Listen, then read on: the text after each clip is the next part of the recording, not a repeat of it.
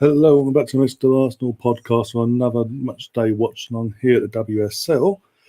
The penultimate game of the Arsenal season, the last home game of the season, and it's now from the Emirates. So hopefully, we're hoping for a record WSL crowd. Hoping, touch wood. It would have been initially, but because of Tottenham being Tottenham, they had to go and get COVID and have an outbreak, and this had to be rearranged, and then here we are. But it is what it is. It's looking good. Hopefully, everyone does turn out still for this, even though it's midweek and all that, but still, under the lights. As I say, it's a penultimate game as well. I will be joined by Andrew in the next few minutes and Liam as well. Since I hit backstage, I'll bring them in, get their thoughts on the team just before kickoff. We are literally 14 minutes away from kickoff as well, as I've been mattering on for the last minute and a half. And yeah, as I say, this is huge for the title race. And so many, if we lose, if by some miracle Tottenham get a result tonight, Chelsea win the title with a game to spare because we can't mathematically catch them then. If we draw or win, we take it down to the last game of the season. No, a draw. For example, if we draw and Chelsea lose and we win on our last game, we win it. We could possibly win it by a goal difference. If we win our last two games, they would lose or draw. We'd win it by a point or two, basically. It is fine margins now, and as I say, at the end, it's the first of two, actually, thinking about it. First of two North London derbies in 7 days. Hopefully this will be less stressful than next week's one. Oh dear, if you are new to the show, do subscribe, do smash that like button and all that jazz as well. There's the team as well. So I'm just looking at I'm concentrating, I've got the screen on here as well. Got Zinsberger in goal, Moritz, Williamson, Ruben Moy, Steph Cately, Leah Warty, Kim Little, Vivian just in front of them.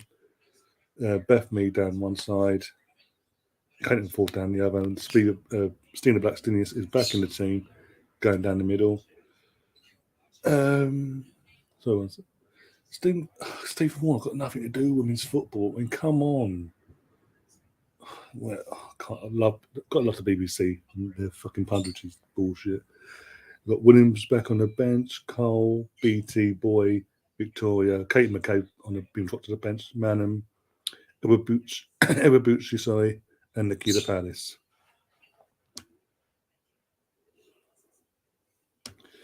And in the comments, sorry, kick off in that. Stephen is in the chat. One of the Stevens anyway. Saying, how's it going, Big Fat? I'm good. I'm actually excited for this. Unless I'm less stressed and I've got less anxiety in me for this game than what I will do in 7 days' time for the men's one. Just saying. Oh dear, how about yourself? I hope you're keeping well. But yeah, I haven't looked at Tottenham team, but it's Arsenal. Since Tottenham been made professional 3 years ago, and just got thrown into the WSL. Didn't even fucking get promoted. They got, oh, you're professional now. We need a North London derby. There you go. There's a space. Every time we've played them, more so at home, obviously. Every home game we played Tottenham, be it WSL or the Women's FA Cup, we have battered them. And I mean, battered them. There was one game, and that was literally early on in the season, where we got tested a bit. But this is different. Again, it's at the Emirates, more bigger pitch. They're not going to be used to it, whereas we played here a few times this season.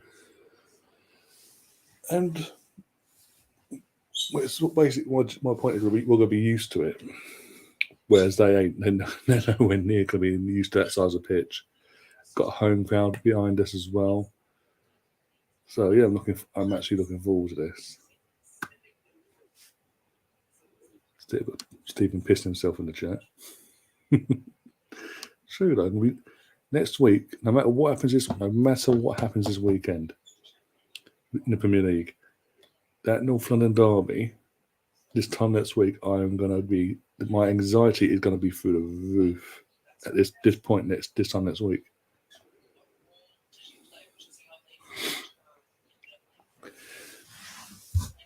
I'm going to give my quick whilst everyone's getting ready to come in and make this. Andrew and Liam, sorry. I think we're going to win tonight comfortably as well. Well, Jordan's there. That's cool. One sec.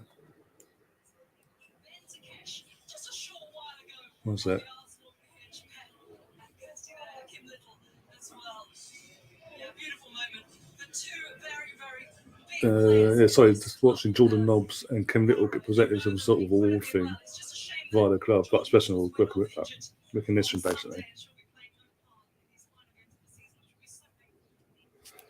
I think we're going to win this comfortably, just because it's on a bigger pitch. We're used to playing at the Emirates as well, compared to they're not used to that side of the pitch, etc. Got the home ground; it'll be under the lights at some point as well. I think we win this at least 4-0. And I think Andrew's just coming in now. Right, Andrew? Hello, mate. You all right? Yeah, I'm not too bad. How are you feeling about this? Yeah, pretty confident. Maybe the presenter, that Rashmin Chowdhury woman who's presenting the show, she was on Radio 5 Live about a week ago and admitted that she's a Tottenham fan. Oh, God. I know. We could have got someone better than that. Jesus. Yeah, it's all right. It's got a good squad out, good strong squad. Yeah, shame Jordan Nobbs is obviously injured and Raphael still, but I think we've still got enough to beat them. But if we lose today, then Chelsea are crowned champions without. Yeah, mathematically we can't catch them if we lose. Yeah, so we have to win at least, or the worst, at the very least, get a point. I think, as I was saying before you came in, I think the fact is at the end, which is on a pitch that we've played on before a few times this season. So our girls will be somewhat used to playing on that size of pitch, whereas they're not going to be used to that size of pitch. Plus, we're hopefully looking at a record crowd at the Emirates as well for the WSL. I just think we'll just have that and everything, along with everything else. We'll have enough to give them a good hiding, I think. Yeah, fingers crossed. They've got nothing to fight for now either. They bottled the Champions League spots. So at one point this season, they were going for Champions League, looking like a team that was going to cause an upset there. And Tottenham being Tottenham, they spurred it up somehow in the last knockings of the season. Well, yeah, exactly. It's in their DNA, isn't it? I was saying as well, literally before you came in, I was saying, out of the two North London derbies we've got coming up in the next 7 days, this is the least stressful one for us. Oh, yeah, definitely, yeah. No matter what happens at the weekend. Well, we're the ones that got all the great players, and they haven't, the women's team. So there's no one really to fear in their side. But obviously they shook us a bit last time we played them away, and we just can't get into that. We've got to come out of the traps really quickly in this game, haven't we? Get a goal early doors and really settle the nerves. So I really hope that that's going to be the case. But obviously, Viv's in massive form at the moment now, isn't she? Yeah, scored for fun. Best hit as well. That thunderbolt of a goal at the weekend. Yeah, exactly. Should have got a hat-trick, but one of them was her own goal, wasn't it? Yeah, he smashed it off the crossbar. It fucking fell into the defender's foot and went back in. Yeah, unlucky, really. But she's only got 20 appearances and 14 goals this season, so it's not her most prolific season, but she's playing in a different role now, isn't she? Which really, really suits her. More of the Dennis Bergkamp role, which is fantastic. Well, also, we sort of spoke about the start of the season, the first half of the season at least. It took her a while to sort of settle back down into the club level side of things. But you could tell the contract situation was on her mind. It just wasn't clicking. Yeah. But obviously, as the team has gone on, she has come into herself again, like we expect. Yeah, she was really she was out of form for her own high standards for quite a portion of the season, wasn't she? Yeah. definitely. We were both saying that during the Watchalong quite regularly. But yeah, she's really back to her best now, which is great news. I think bringing Stina Blackstenius in does help take that pressure off her.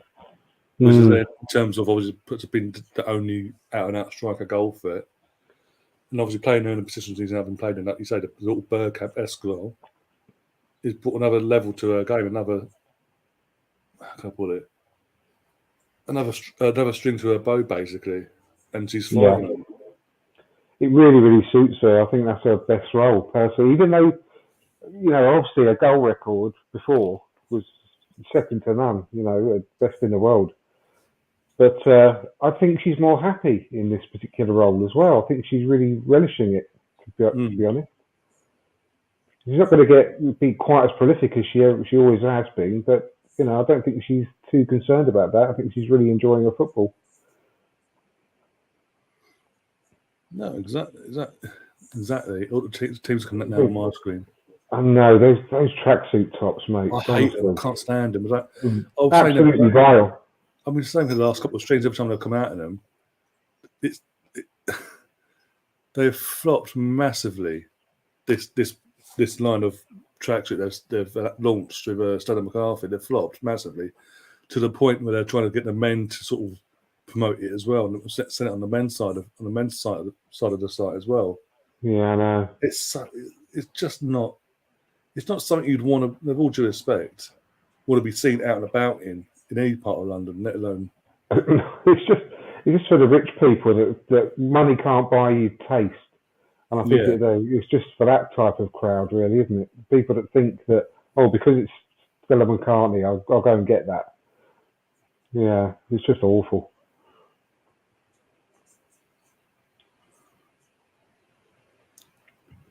Be interesting to see how many, once everyone's in, all the fans are in if we actually do break the record or not, because there's a lot of empty seats so far still. Yeah, what is the crowd? Do you know what it's supposed to be? Originally, when this was meant to be played, it was over 30,000 tickets were sold. But the entire east stand at the opposite stand, where they come out, all the way round to literally just shy, like 1 block away from the dugout, the home team dugout, all the way round. Plus the club level was all sold out as well. It's a real shame. It looks completely empty at the moment, doesn't it? Obviously you can see there's a few people there, but it's nothing like what you'd like it to be, is it? No. It's a real shame. Considering, Newcastle had nearly 20,000 for their game recently. Yeah. In the Championship.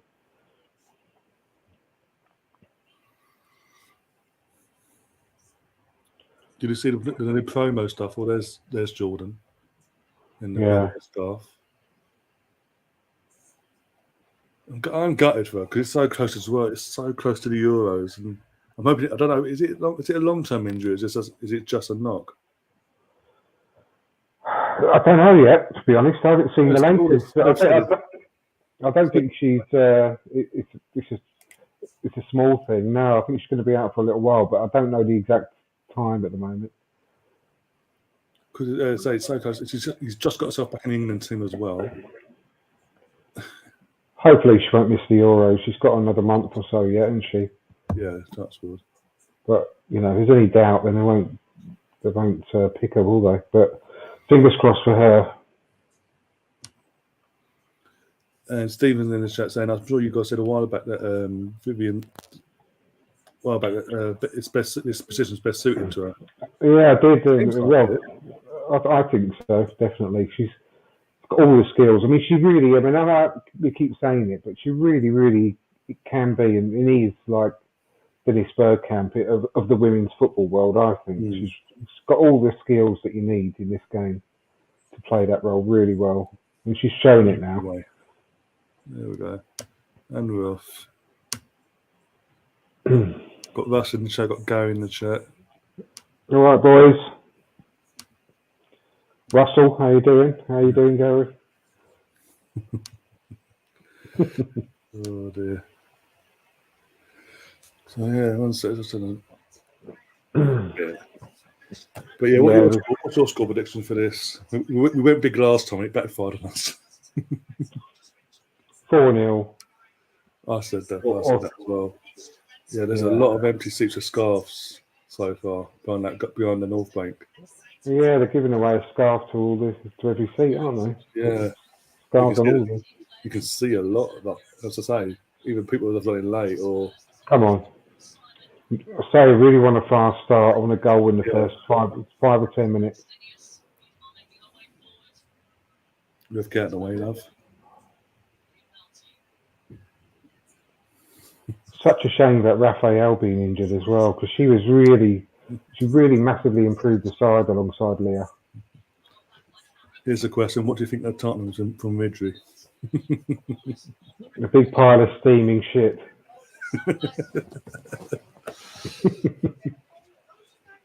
What do you think of a steaming pile of shit? Tottenham. Thank you. That's all right.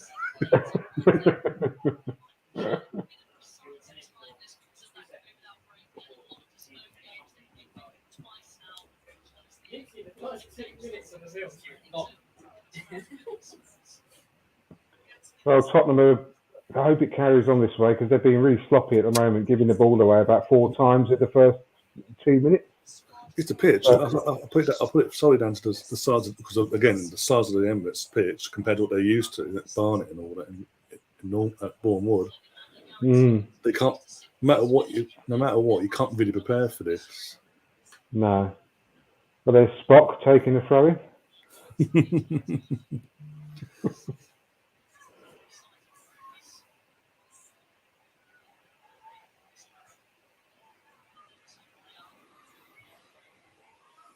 Oh, get back. Well done, Kim. Oh, God. Come on. God, again. What are you doing? Oh, can't have that. I'm sorry. That's just asking for it. That's just asking for it. Thankfully, it fell to Nasdaq, the worst of the lot.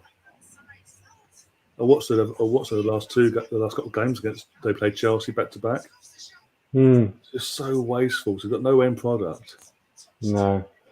I mean, is it Rachel Williams? I think is their striker, isn't she? Yeah. And she's 34 years old. I mean, God. I think that Leah's should have her in her pocket all game. Oh, good ball. Come on. Go on, Bev. Go on. Come on, shoot. Come on. Yes! Go on, Bev. Bloody one outcome there.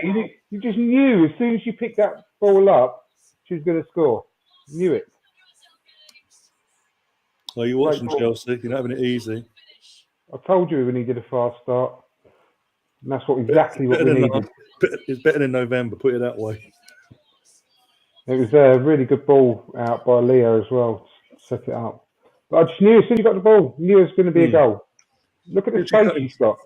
No one's going to her. They're all backing off. As soon as she cuts in, the second she cuts in towards the goal, you know she's going for sure. Terrible defending. Backing off, but no one committed her at all. No. Let her cut it.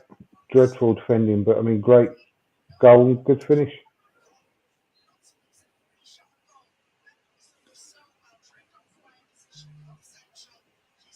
The East Stand's pretty. I mean, looking from the angle we saw from there, the East Stand looks pretty. Not full, but majority of the people have actually turned up for there.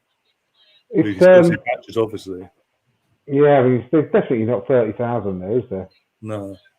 I mean, that's literally half the ground. It's going to annoy me that if we don't get the record, because if the game had gone ahead when it was meant to, we would have, because the tickets we sold, we would have got the record, the WSL attendance. Yeah.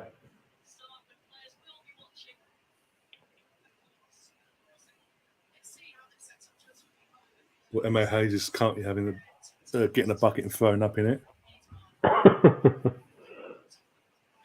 can't stand her. I really can't. They were so lucky. No. Was it Sunday evening that they played Birmingham City? They were so lucky. Yeah, I know. I can't say that she's not a great manager because she is. I honestly think that she could do a job in men's football. I mean, I think she's that good. But as a person, I'm totally with you. I just can't stand her. She's one of those. I mean, it's like Alex Ferguson. You got a thorough respect for the bloke, but you always hated him because of the rivalry we've got.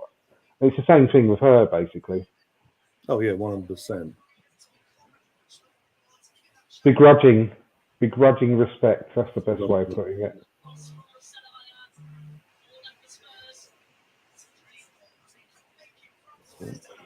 We need to build on this now. We can't get ahead of ourselves. That was a dangerous ball. That was. Gary's always saying, "What's 10 more goals?" You don't want much, Gary, do you? That'd be nice. I mean, if it comes out of goal difference, that's a massive plus. Oh no! What was Zinsberger doing? Get it off, for fuck's sake! Can we wake up, girls? Defensively, what the hell is going on there? Oh my God! We're so lucky there. So lucky. What the hell was going on? So just as that's all happening, guess who's joining us? Did you just see that? Yeah, what was going on there? That was so lucky. Jesus Christ. That was proper 1970s goalmouth scramble, that was, wasn't it? In the mud. That's brilliant. It's saying something Vivian was the last player of defence. A great defender. Look at that. Lucky, though. Lucky. Come on. Oh, offside. Did you see the goal, Liam? Pardon? You see the goal? Yeah. Good goal, wasn't it?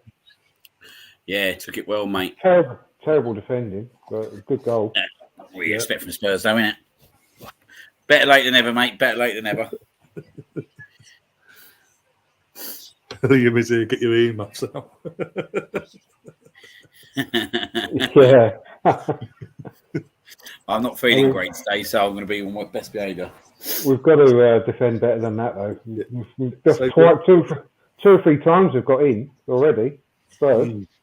Save your energy for next week's. Oh, look at this space! Come on. Go on. Over that. Ah, poor ball. Steph didn't read it properly. Bags of space there. Spock got back for him.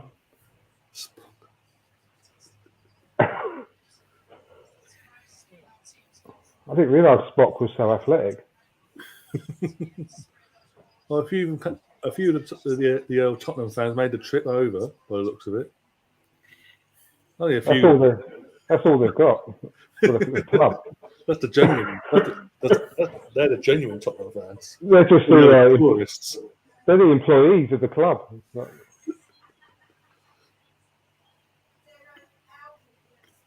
Oh dear. They're paid people to turn up for the night just to show them.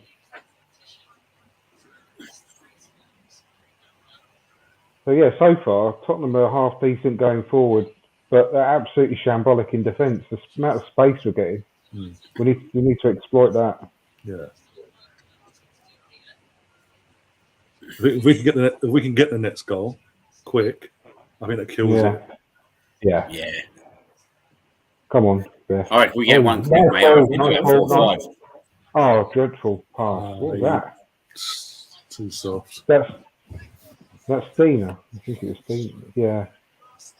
I'm not convinced about Stina. I'm going to reserve judgment fully until next season, but I don't think she's as good as we were hoping, personally anyway. But I'll reserve judgment till next season. Yeah, you got to give her a full season, haven't we? You can't. Yeah. I'm not convinced about her at all at the moment, to be honest. But wait and see. Oh, they're playing a bit risky there, aren't they? Yeah. This is what they've been doing for the first 10 minutes. I think that's 10 minutes. But Vidri's in the chat saying Liam's celebration against Chelsea was epic. Yeah. Let's leave that one out of it. Yeah. Which part, Vidri? Which part in particular? It's not the celebrations; it's the ones where we're really hanging on. That's the best bits for you. Yeah. It was a shame. It was a shame I weren't around Sunday because that was as nerve-wracking as ever. Mate. I know. Oh, I was dear. at her sister's, and me and her nephew were literally up against the telly the last 10 minutes. Oh, I'd be behind the sofa. Oh, I was. Oh, it's hard to watch, wasn't it? Come on, Free kick. There you go. Oh, no. Come on, that way.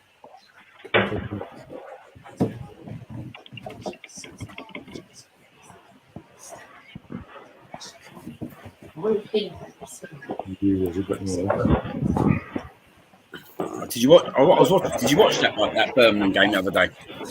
I had it on because the idea was to put it on until Chelsea scored and then to turn it off. Because I was expecting just back because we won 7-0. I was expecting Chelsea to go do the same to Penalty, Man mate. City. They were so lucky. I've said it afterwards, people. If they hadn't got that penalty, Chelsea don't score in that game. Nah, It was just, didn't look like they were going to score. It was a fantastic penalty as well. Oh, corner. That was on when I was at my son's football. So I was listening to the updates and everything on 5 Live whilst I was watching it. So yeah, I didn't see it. Didn't see the actual match. I was kind of watching it. It was on in the back, literally. Yeah, it's like that's what it's like with me. I kept going in and out. The dive, the keeper's dive for the penalty is just just something else, isn't it? Okay, cool, yeah. But it shows that maybe that's them being the chasers and them being hunted. They're not liking it because it's so close. You know, with United having something, Man United having something to fight for in the final game against Chelsea, that could go in our favour as long as we do our job, obviously. Yeah, definitely. Yeah. I just don't want that Birmingham City game to come back and bite us on the arse. And so at that moment, it looks like it will. Yeah. But you don't know, do you? Last game of the season. That's the one. That really is the one. That game. I mean, well, they got about 7 points all season, Birmingham City. Yeah, they could be. If they don't win tonight is a game in hand against Man City. But if they don't win, they're relegated. I mean, they've been relegated for months. Let's be honest. They know that as well. I mean, we're absolutely appalling. So They've had like 3 or 4 managers this season as well. Who's top of the championship? Is it Liverpool? Liverpool, they got promoted. They won the championship. They promoted a couple of weeks ago. Thought so. I mean, it'd be nicer to have Liverpool in the WSL rather than Birmingham, wouldn't it? At the end of the day. Yeah. It's just gutting there. It could come down to that Birmingham game. We was absolutely horrific on that day, weren't we? Yeah. Yeah.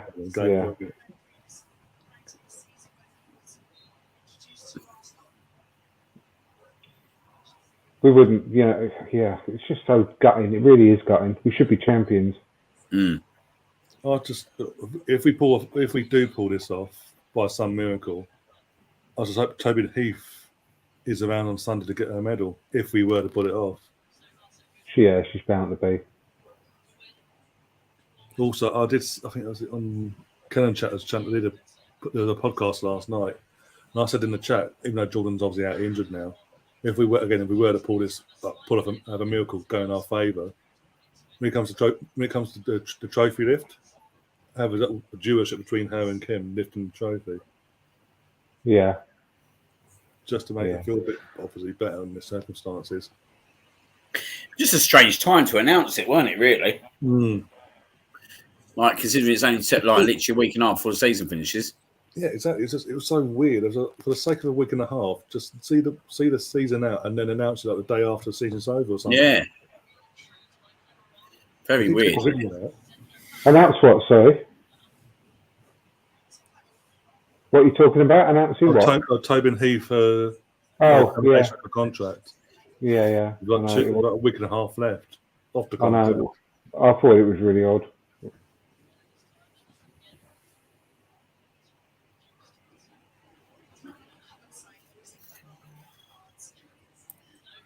I was happy for Nikita the weekend to finally get a 50th league goal after the season and all that he's had.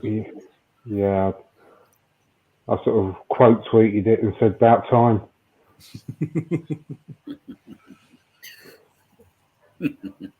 Exactly what happened to Willian. He got a goal right at the end of the season as well, didn't he? It's Sheffield United at home, wasn't it? Yeah, free kick. West Brom. West Brom. Oh, West Brom was it?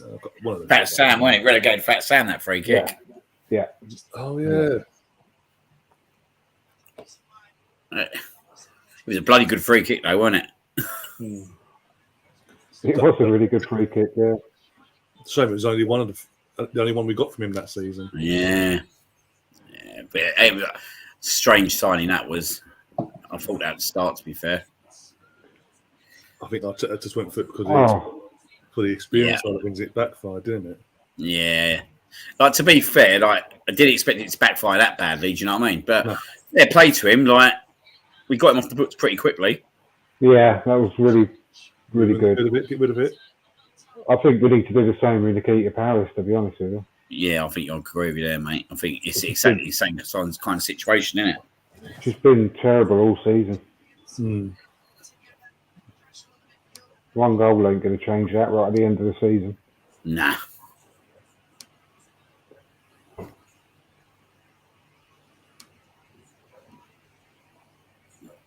Much rather have kept on. I know she's injured, obviously, but would have much rather keep on Toby Heath than her.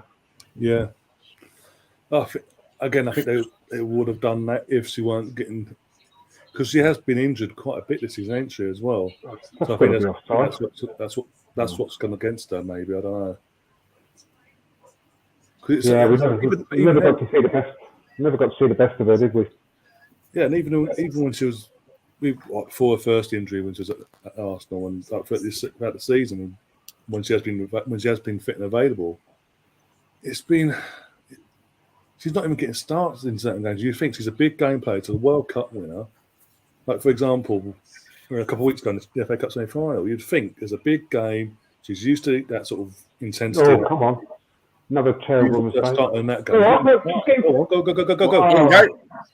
on, and again, go. You know what, though? It was actually the pass by Viv, which is unusual from her. It made her stop in her stride, unfortunately. If you watch it back, look, the pass makes her slow up. She had to sort of take a step back. She would have been clean on goal if it was unfortunate. Unlike Viv. Do we get a corner from that? Okay. Yeah. Look at that one fan just sitting in the hole. It's not just me. There's one person behind the clock end, isn't it? Just sitting there in a random seat. Random seat. It's probably there just to fetch the ball when it goes wide.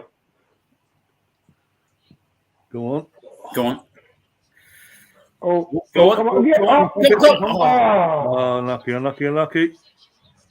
Cool, mate. I thought they had blown up for that. Yeah, it was a bit dangerous into the goalkeeper, wasn't it? I thought she was going to take the goalkeeper's head off for a minute. I'm not surprised she let her get away with that one.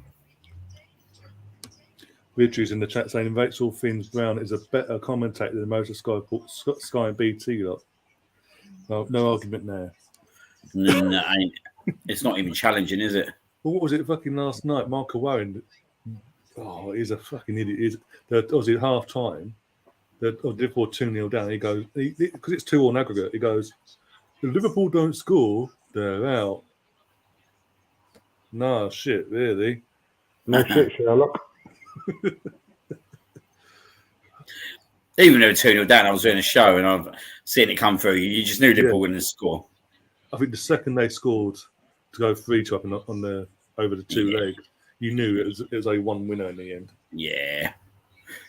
Do you know what? I honestly think that's fallen at a really good time, that game Saturday against Spurs.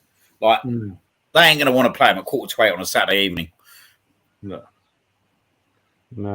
And it's again. I am nervous about that. Sorry, I keep saying it. Is at Anfield, and now they have actually got over the line and got to the Champions League final. They're third in 5 years. The atmosphere, the fans are absolutely buzzing.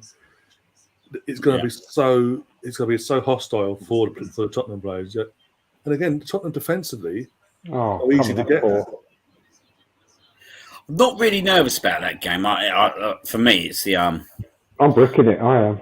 Oh yeah, it's the game against them. Then Newcastle straight after. They're the ones I'm worried about.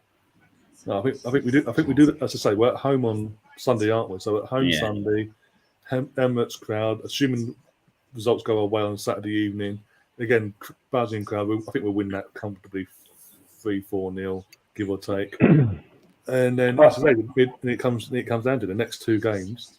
Depending on the weekend, obviously, we could go into North London Derby 5 points clear with a win, knowing a win cements it with 2 games to go. Because obviously, if we win, we'll be 6, 7, 8 points clear. So it won't be able to catch us if we win. Imagine being like 1-1 going into the last 10 minutes, and they're going to have to commit, ain't they? They can't stick. Honestly, I feel sick about the next 2 weeks. No, mate. Mate, honestly, I really do. For the first time, but it's a nice feeling in a weird way. It's a nice feeling to feel like that. You know what I mean? Because it's been so long since we've had this kind of jeopardy at the end of the season. But I'll tell you, it's either going to go one way or the other, isn't it? Like either we're going to have the greatest summer, or it's going to be absolutely gutting because it was Tottenham that picked us. I mean, it's just that's I'm not even sure. I don't know if I'm going to be able to watch that Tottenham match. I'm going to be that nervous. I don't know what I'm going to do with myself. I'll tell you now, I ain't going to be doing the watch-along. Sorry, but... Oh, thanks. Here we go. Oh, well, I don't know. I might do, actually. But I might end up worse than Liam, to be honest, on that one. I think I'll put Liam... I think I'll put you in the shade on that one, mate. I'll be that nervous. No, mate, I'm not even looking for...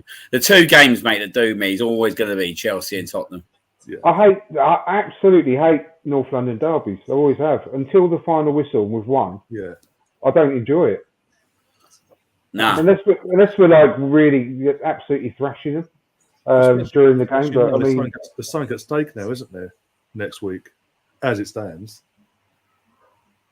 I'm really nervous about the Tottenham Liverpool game. I've just got a horrible feeling they're going to end up. No, I am. If they get a draw, it don't really make no difference, does it? It's if they win there. Yeah, if they get a draw and we win, it's still 4 points. I can see the stupid things that can't. I mean, you can obviously see Arsenal losing to Leeds. That sort of thing can happen. Yeah. You can also see Spurs turning over Liverpool somehow, like they do against Man City. They do these freak results, don't they? And just end up having one shot on target in one goal, and that's it. 19 possession or something. I actually can't remember the last time Tottenham actually won at Anfield, though. It doesn't matter. It's the sort of thing that happens. That's what I was so nervous about. Until Saturday's over, I'm just nervous about it. Because if it happens, there's clear corruption in the Premier League because they want it to be everything on that derby then. It's the sort of thing we can do, lose to Leeds, and it's the sort of thing they can do by winning at Liverpool. It's just, I don't think it's easy at all. I don't really want to predict it at the moment. It's going to be easy. I'm just saying, ideally, if obviously the results go away on Saturday night and we do our job on Sunday, there's a cushion knowing. No matter the worst. We do our bit on Saturday. They do their bit. I think they'll do it. I think my personal opinion is I don't see Tottenham winning at Liverpool Saturday. If Tottenham get a draw, I don't think it makes much difference. Tottenham needs to get a win, in my eyes, to make a much difference. Because if you look at 4 or 5 points with the goal difference, it just means that we have to win 2 games. Yeah. See what I'm saying? After the Tottenham game. Because we can't afford... If, say, for example, right, we're 5 points and we lose to Tottenham. Go on. It's just 2 points, isn't it? But we can't afford to go to Newcastle and draw because of the goal difference. So if Tottenham beat Burnley and they drew against Newcastle, we drew against Newcastle, Tottenham would potentially be above us because of goal difference. So... Tottenham have to go to Liverpool and win to make it really tricky for us. I think I don't see them winning at top. I just don't see it. I think if it was more of a lunchtime kickoff, I'd be more worried. But because it's 7:45 at night at Anfield, I just don't see Tottenham winning it personally. I mean, don't get me wrong. I mean, there's no way on God's earth that they should go there and win. No, but there's no way on God's earth they should beat Man City, should they? To be fair, no. That's my point, mate. That's my point. The thing with Man City, though, no matter who the manager is at Tottenham seem to have Tottenham seem to be the Man City's bogey team. Like we used to have Boltons and all that. I'm glad it's Tottenham. I'm glad it's Liverpool they're playing and not Man City. Yeah, me too. I mean, it's the absolutely perfect thing. Not only because of the points, but if they get hammering at Liverpool and we hammer Leeds, the goal difference thing is a massive thing for us as well. Because if we can overtake them in goal difference, that's another point technically, isn't it? That we've got over. Then that gives us the bit where we can draw potentially at Newcastle as long as we beat Everton. But it's like, did you see that one the other day? Luton and I think Millwall on that. Like Luton lost 7-0, didn't they, in a game? And like they were literally about 6 goals in front of them. Fulham, Fulham beat them 7-0, and then there were 7 goals. Goal difference was like seven clear, and obviously now it's like they're level now. And if Millwall win the last game, they could potentially finish above in the playoffs. It's weird. So, you got it would be nice if Liverpool turn up on Saturday and beat them by a few goals, but obviously, I don't think Leeds is going to be easy. Personally, no, I ain't. No, I don't think Leeds fighting for their lives, mate. Yeah, I mean, they are still a shocking team, but they're still fighting for their lives. They need points desperately, so it's not going to be easy by any stretch. We just got to be fair, we just got to take one game at a time, haven't we? Yeah. Get this weekend out the way first, and then. Oh yeah, get this. If we get 5 points, mate, we like to get 5 points clear of them going into that game. Is the best we could have hoped for. Yeah, and that would be brilliant. Be amazing. And you can never forget that after 3 games of the season, we were 9 points behind them. After 3 games of the season, we were 9 points behind Spurs. Bottom of the league as well. Literally, they were top of the league. We were rock bottom. Yeah, no goals, no points, no nothing. We had.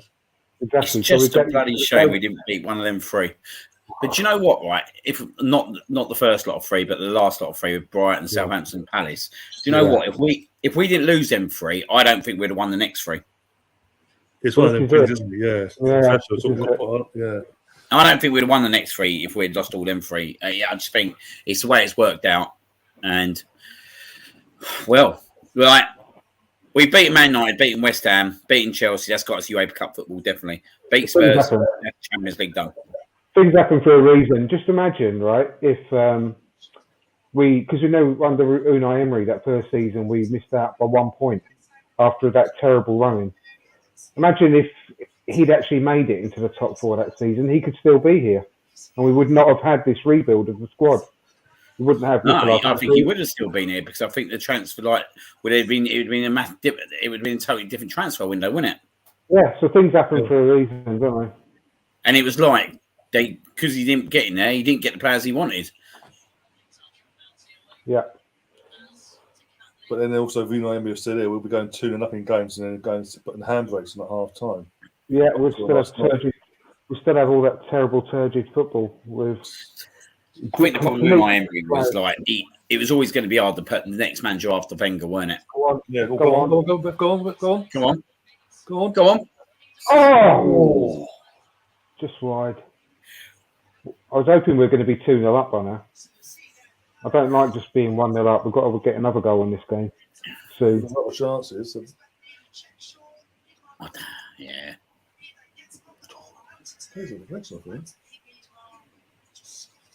I thought that was a corner.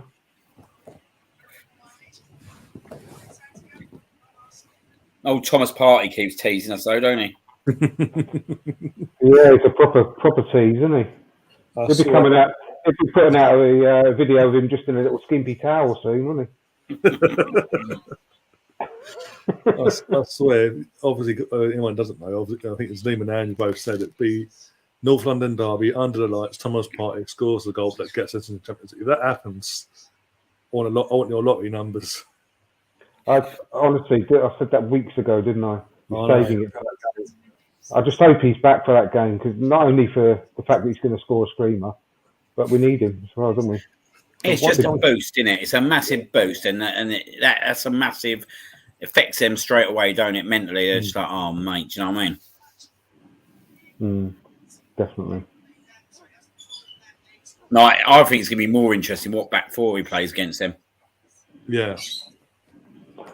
I think we should play a back three against Spurs. I said that weeks ago.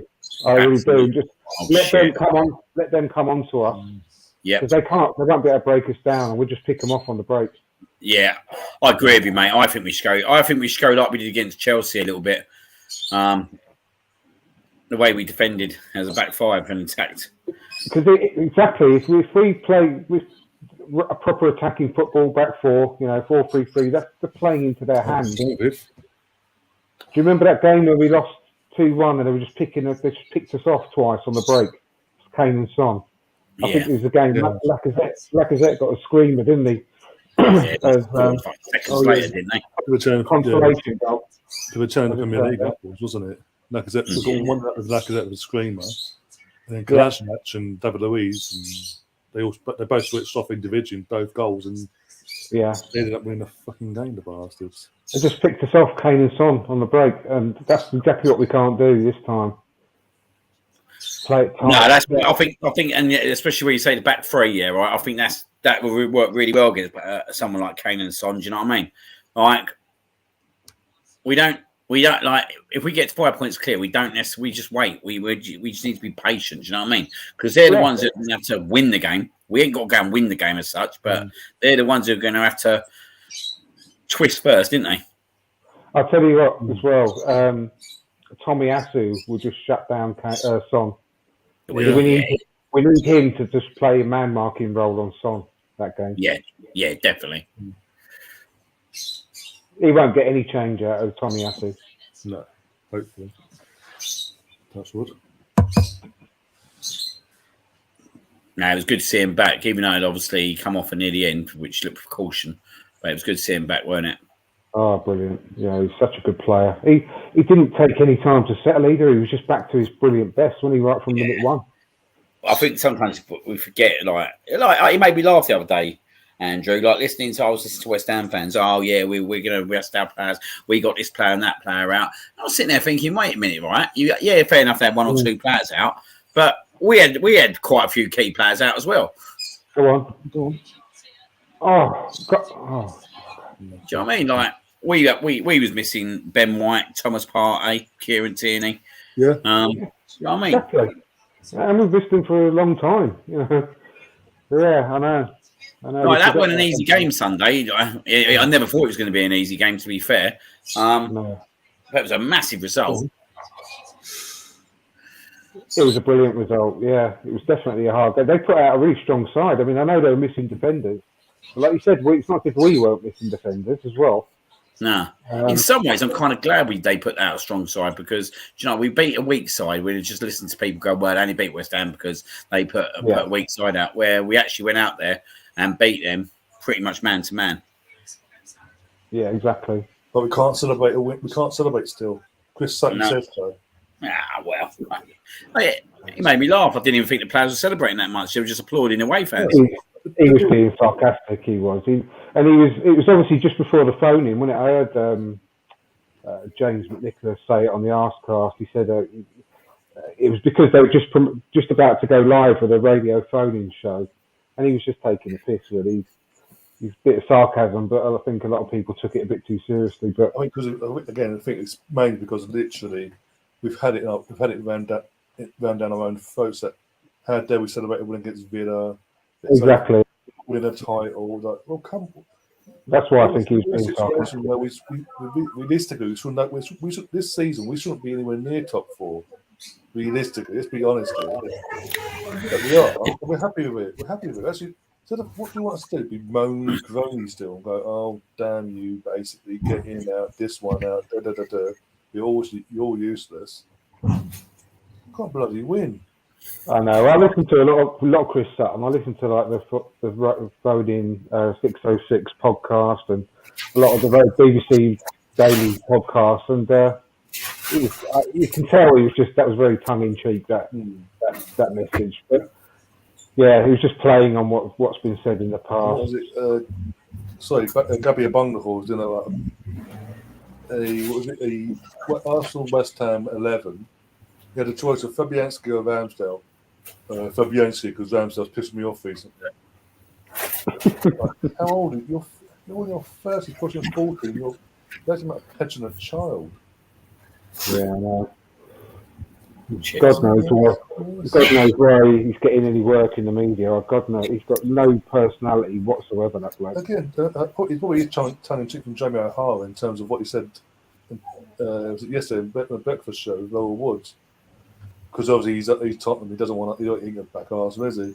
He went, Can't, can he? To be fair. No. To be fair, in one sense, that's what I'm thinking. He might be tongue in cheek, but he was like, Arsenal beat Leeds, but they'll lose the next 3 after that, and then and Tottenham will win every single game. Okay, cool. Of course he will. Yeah. Just let them get on with it. I've had enough of it all. It's not guaranteed they're going to beat Burnley yet, to be fair. Well, no, because Burnley got something to fight. Because now, with Everton winning at the weekend against Chelsea, it's a 3-horse race for that last spot in terms of going down. And that's Burnley aren't safe. That's a 12 o'clock kickoff as well. And they picked Brighton on a 12 o'clock kickoff, didn't they? And didn't beat them, lost from home. So that's a tricky kickoff. That's another tricky kickoff time for Spurs. That's what I'm saying. The only guarantee. Sorry, you see the advert on the side there?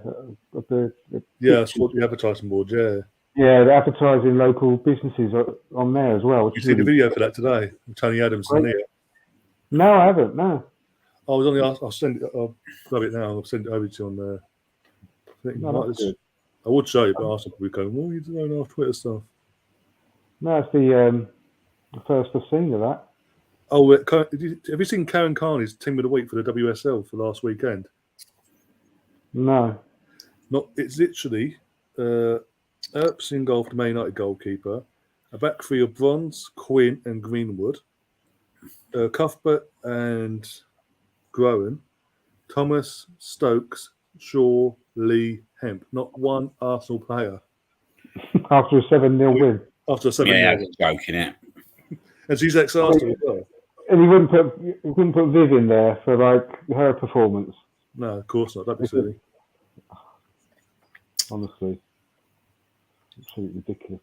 I think some of these ex-Arsenal players, men and women, they're worried about coming across as being biased, so they go the other way.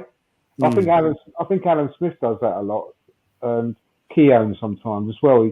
He doesn't want to come across as being completely and utterly biased for Arsenal. So, yeah, they get too far the other way, against Arsenal. But it's all right for Carragher to be biased, isn't it? Carragher, Souness, Neville. The list is endless.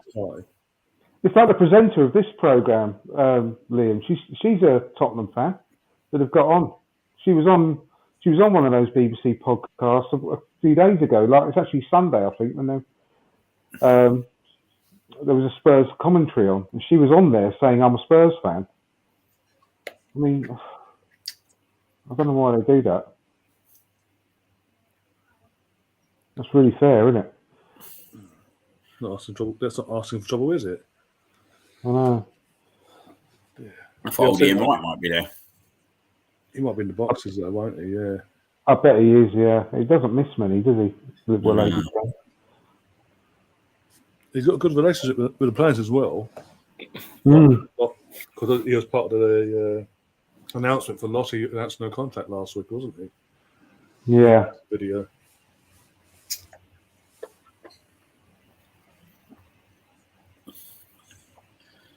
But yeah, I sent over that the video they've put up on the Twitter. I sent it over into the group DM. Oh, cool. I'll have a look at that. I might put it up at half time once, depending on what we have to talk about. But yeah, we'll keep an eye on it. If anyone that obviously has any interest in Madrid, I'll keep an eye out. I'll keep an eye out on that video as well. That would be interesting. Yeah. I'm not interested in the Champions League until next season when we're in it. Touch wood.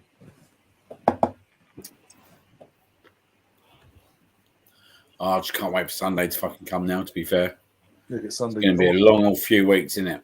Yeah. It's going to drag. You know it's going to drag as well. Oh, it's dragging already, mate. Oh, my God. But as I say, all we got to do, as you say, I said earlier, game by game. Come on. She's off, isn't she? Oh, come on. We say that. Bloody late. think twice on Sunday. She should be off. She shouldn't be getting herself off from that. Yeah, she can't. She has struggled to sort of hold her line. But, I would tell you, she's just about. It wasn't clear, but recent the last few weeks, obviously last week, the weekend against Villa, the week before, we was getting pulled up for being offside, and we was miles onside. And it was just like, what the fuck? I know, there needs to be VAR at all levels of professional football, doesn't there, really? Does. I think that there's clear. I think it's round at home this season that you need to put the investment into the WSL, so they can have that sort of that help if they need it.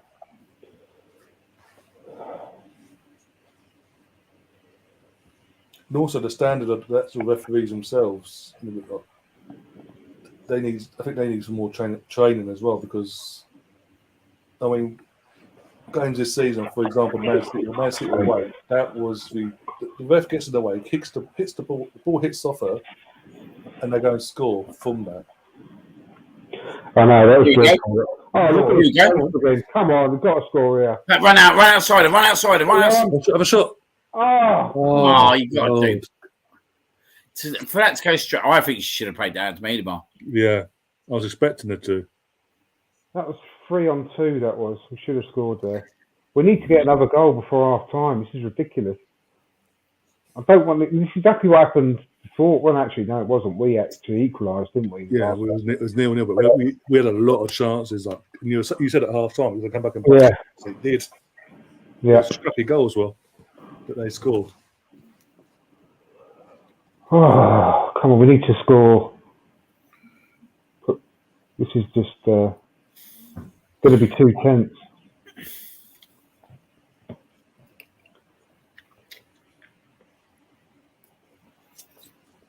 What are you going for in terms of Man City, Real Madrid tonight? I think Man City wins in my book. It depends on Benzema tonight. Let's put it that way. If he turns, even if he takes one, there's one chance. If he scores it, it could be a bloodbath. Not bloodbath in terms of scoreline, but in terms of the gates of hell will open on bloody City defence. Because that's the thing with City last week is they look great going forward every time. But not every time, but most of the time when Madrid was attacking, they were scoring, and that's got to be concerning. That's what I mean. Though. That's why I'm glad Spurs are playing now. I'm Liverpool, not Man City, because I just think Man City. I just think they're a bit. They are a bit over the place at times, aren't they? Like it's proven against Real Madrid. Yeah. Yeah, I think it's just one of those games for Man City. I don't think you're going to see that kind of performance again. They usually will come through things like this. That's what I think anyway. I think it'll still be a tight game, but I think Man City will go through. Yeah, I think Man City will go through in the end, to be fair. Yeah. Do you think they win it, though? That's the thing. No, I don't. They're going to see some pros in Liverpool. Liverpool will win. I don't think they've got the firepower to win it, mate. I don't. I've said for since the final four, the final four went through to the semis. I said I've backed Liverpool out of the four. But they're just a Champions League side, aren't they, Liverpool? Yeah. They just always seem to do it. Yeah. This team is just built that way in terms of the format. Yeah. It's like you even look at their fullbacks, mate. Do you know what I mean? Like, just on another level, isn't they? Yeah. We've got Van Dijk, Trent Arnold. Like midfield's so efficient. They're just. I honestly think they're the best in Europe at the moment. Oh, God's sake! It'd be interesting to know if Haaland goes Man City, though. If Haaland goes City, you might as well give City. Might as well give City the top for next season because I know what you mean when you say that, but it really, in lots of other ways, it really won't be interesting because that's the end of football in this country for a long time, isn't it? Also, I mean, as far as winning the league goes. it totally negates what Fabrizio put out weeks ago and saying, "Oh, he doesn't want to join a club for money. He wants to join a project." Well, could he fucking not go to Man City? I know. Yeah, but of course he was going to go there. Like his dad was a former player there, weren't he? Yeah, it's the emotional connection.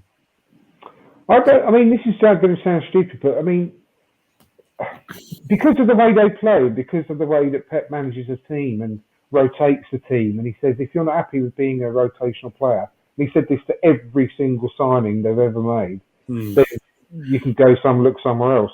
And because they play such specific roles on the pitch, I wonder whether, as a footballer, especially like him, whether you want to play like that.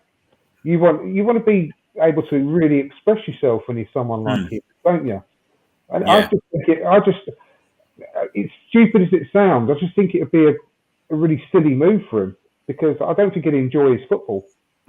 Even though he's going to win every trophy that you get put in front of him, it's not going to be the most interesting place for him to go and play his football. I don't think, anyway. Well, it's half time anyway, 1-0. Yeah. He won't really. I know what you're saying. I think we've had this chat before, haven't we? Yeah. He's not going to really put his stamp on something. Like if he went to an Arsenal, I think we said it before, didn't we? Like if he goes to an Arsenal, he makes a legend. It's ideal, but I mean, it's not just about that. And I'm not saying that in coming to Arsenal. I know I was, taking a piss for weeks about it all, but I just don't think it's a big move for him to go to City. I really don't. I don't think he's that type of player to fit into what Pep wants out of his team. Same as Grealish. That's why Grealish hasn't settled. Grealish needs to just be told by his manager, go out there and have fun. Go out there and do your stuff. That's what he did at Villa. He did everything on Villa. He was all over the pitch. He was back defending. He was up front. He was everywhere. And they let him get on with it because he was their best player, and everything went round him and through him.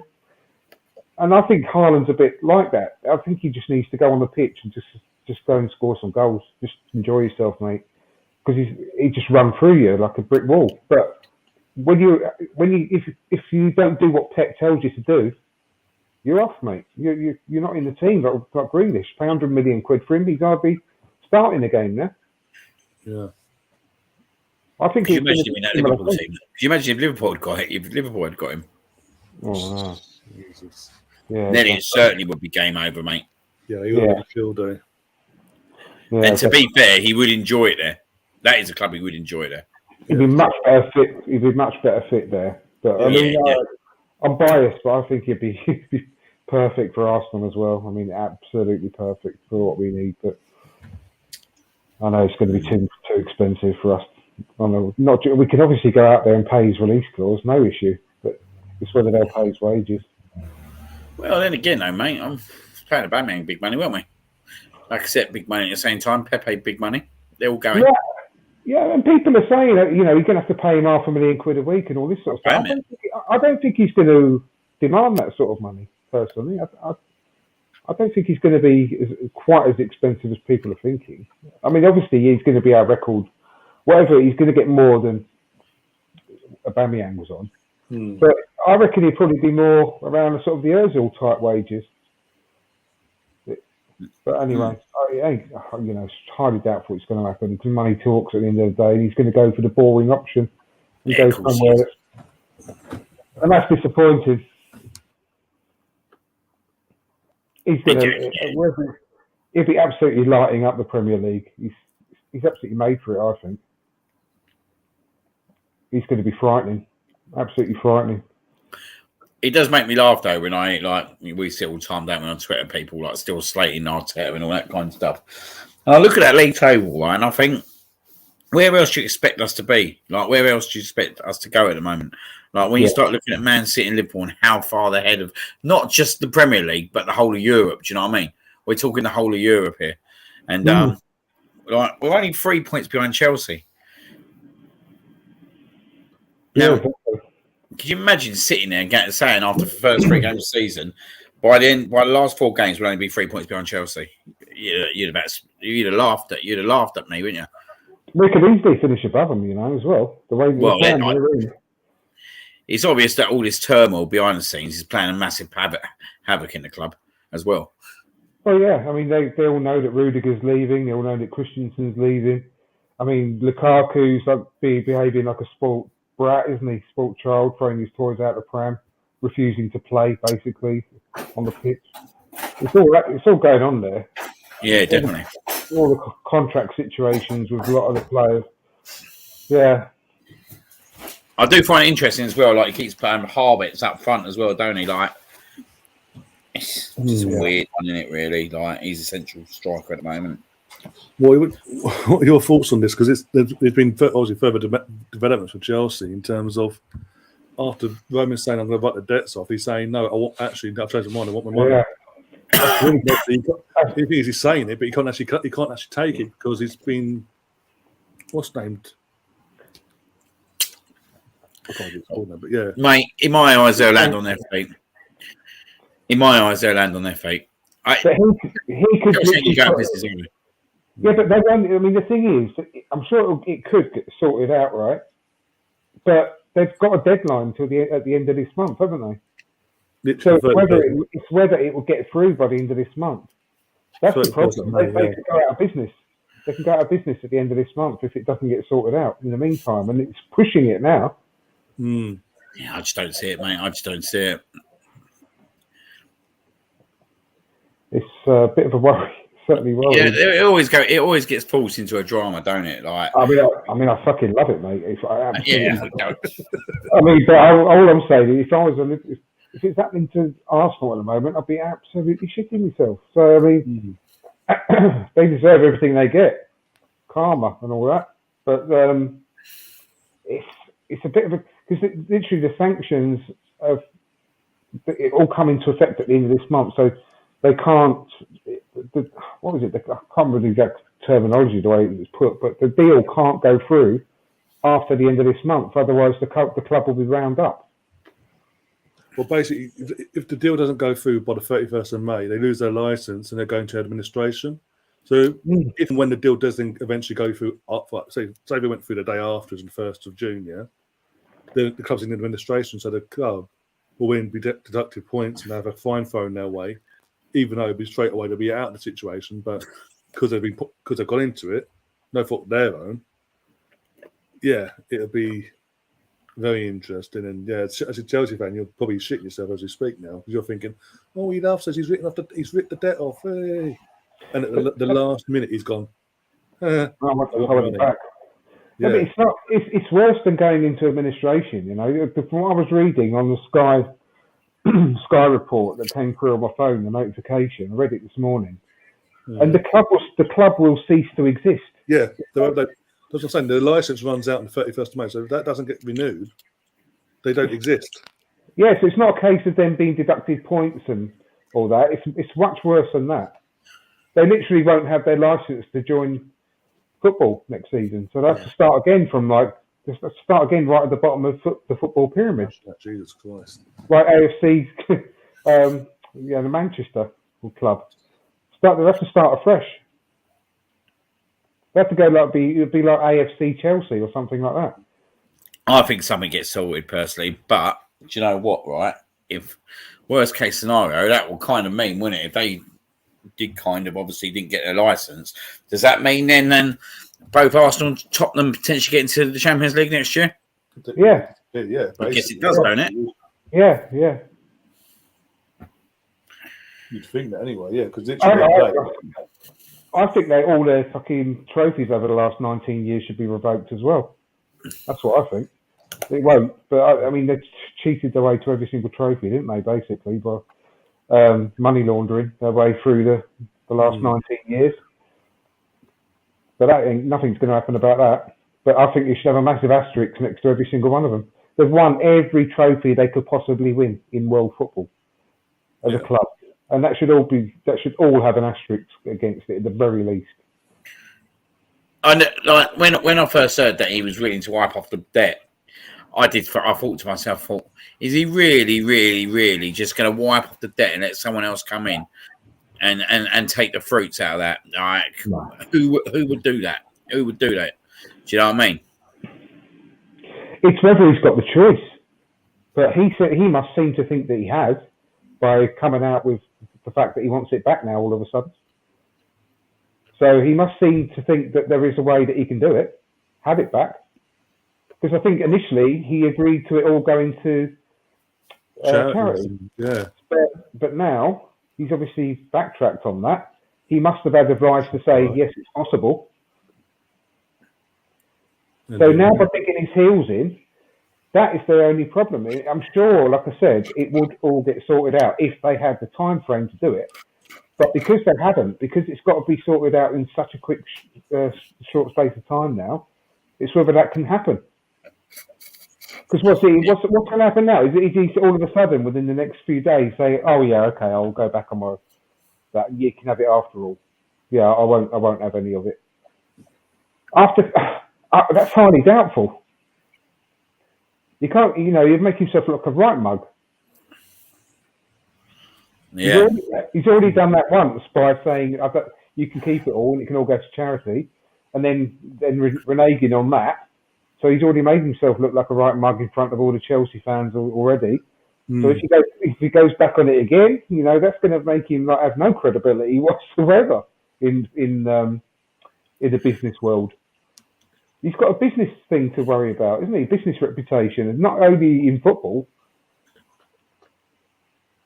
Yeah, like we said, I watched their game the other day against Everton, and you can tell, mate, it's massively affecting them. You can tell now because no one's assured, are they, of anything? None of the players are assured. Like you said, Rudiger's going. Is Christensen going as well? He's going to Barca, apparently. Going Barca. So they're losing players already. So let's be honest, they got no commitment to Chelsea now. They can't buy no one either. No. No. But the only thing Chelsea do have, to be fair, like they can't buy no one, but they've got a lot of players to come back, haven't they? They've got their academy. Renew contracts either. Yeah, they still can't renew contracts either, can they? No, that's why Christensen and Rudiger are gone. So can they? I take it. Can they not buy or sell players? Can they not sell players either? No, they can't do anything. And bloody hell! Once again, my brain ain't working. Who's their captain, the right back? He's going as well, isn't he? Oh, he's twatty, isn't he? Jesus. I honestly think I hate to say it, I think he's a fantastic right back still, though. He's been a brilliant right back in the Premier League in all the time he's been here. I hate him, but begrudgingly respectful of his quality. But I mean, I'm not saying I want us to sign him or anything like that. I'm just saying he's going to be a big loss to them. Mm-hmm. He's still a massive player for them, in my opinion. He's captain for them and everything, isn't he? Yeah. Like we're talking about 3 out the back 4 gone. Yeah, he's still a quality player that they're going to massively miss. So he's on top of all the other ones you mentioned. So it's a big problem. I love it. Well, Stefan's we mentioned it before about going down the league. Stefan's saying it could be a similar scenario to Rangers. Going into administration and having to restart as a new brand, basically. From a we did with Rangers, though, isn't it? To non-league football. Yeah, exactly. Because Rangers could start on a 3rd division. Where were they going to start? Like you said, they're going to for so many divisions. It'll be right down to level tier 7. They'll be playing Staines Town next season. Yeah, that'll be absolutely hilarious. In the Vauxhall Southern Premier. And they don't own their stadium, do they? The fans own the stadium. It's the fans that own it. So there's even that. Oh my god! I mean, they got in the cup final as well, didn't they? I forgot they're in the cup final against Liverpool. If they get round, actually, that is this month, isn't it? So that will be on the 14th. It's the weekend before the end of the season. Hence why the main game against Chelsea was last week. So they will be able to play that. They could literally win the FA Cup and then go out of business. Imagine that. Yeah, basically. Silverware as a club. Jesus. So they have to hand it back because the club won't exist anymore. Hand it back and give it to us. Yeah, I'll take that. Fuck Liverpool. I don't want them having trouble.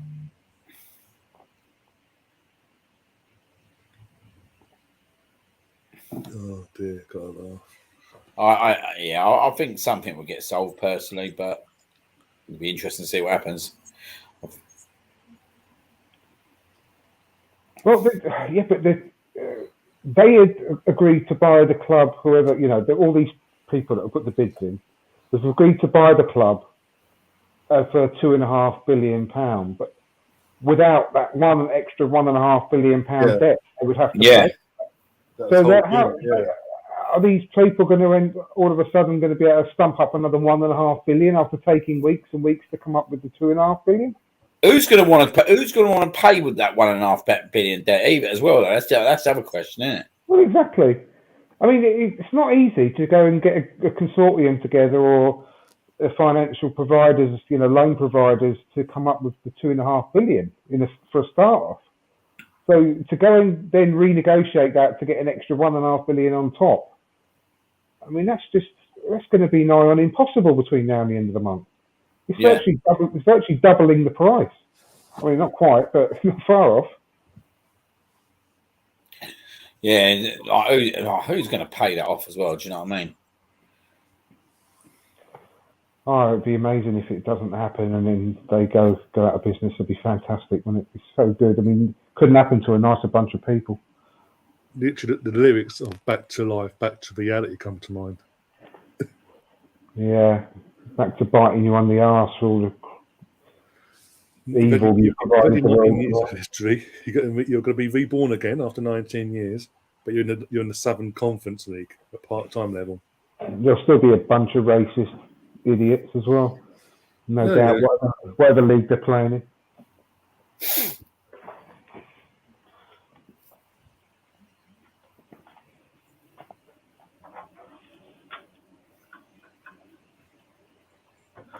And as the class of '92 the class of '92 can show, it ain't easy taking a team through the leagues, the part-time leagues, and getting them into the football league itself, like League 2, League 1, etc. No, mate, all them divisions are hard, mate. You look at League 2, mate. Even like now, as I say, Salford, they went like promotion in through the part-time side of things, every other season sort of thing.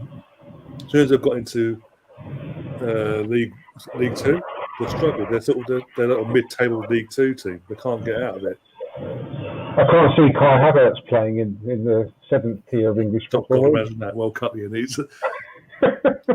From London Blues, Kai Havertz. It'd just be absolutely fascinating. That's just like when you think about it, the whole situation with it all, like all their players and all that, like all these world-class players.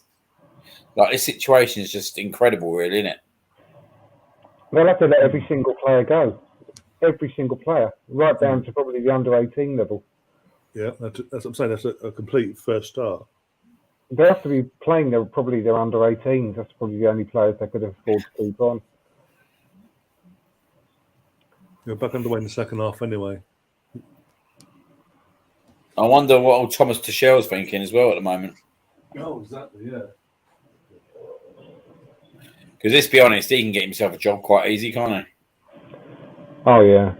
He's a good manager, really. Exactly.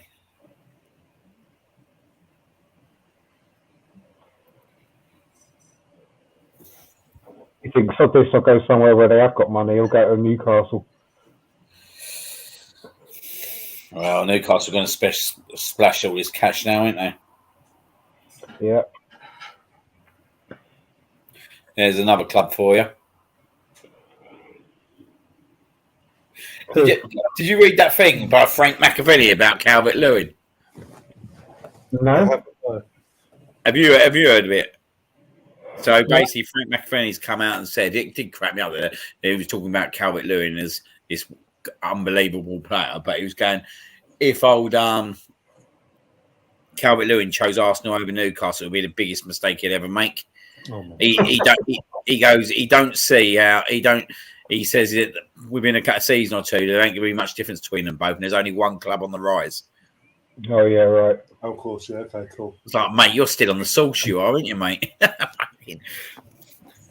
To be honest, I don't want Calvert-Lewin anyway. Nah, but I was like, you're hardly talking about like a world-class player here. Do you know what I mean? Yeah, we're talking about a player that's had one great season under Carlo Ancelotti, and then he's been injured all season when they've needed him most. Yeah. Yeah, when he did come back, he didn't score in 7 or 8 games. He still, I can't remember the last time he scored, actually. I actually can't remember the last time he scored. Like, you have these ex-professionals who just talk so much crap. You sit there and think you lot were professionals in the game. You just don't get it. Because he never hit the heights himself either. He loved to drink too much, though, didn't he? Yeah, exactly. That was it, him and Cotty up front, weren't it, for West Ham? Mm. That's going back a few years. Tony Cotty. Hey. There we go. We were linked with him a lot in the past, Arsenal. That's probably why then he said it. He's still probably better than, isn't he? Sorry, not him. Cotty. We were linked with Cotty. Yeah, we were linked with Tony Cotty. This ain't good. A lot. Oh, Beth's down. This ain't good. No, this ain't good, mate. She's literally screaming in tears. This ain't good at all. Right. There's knobs in the space of 4 days. There's a lot of concern with all their teammates as well. That's how you can tell with the teammates as well. They don't look happy, do they? That's all. Oh, we don't need to bring on Nikita Paris, please. Oh, Jesus. That's fact. How do you know? She goes towards the winner. To win us the league. Oh. Is that studs up? Studs up, show it. And the commentator just said, I don't think that's a foul. I tell you what, mate, that was the other way around. They think it's a foul, though, wouldn't they? Of course they would. No, she seems all right.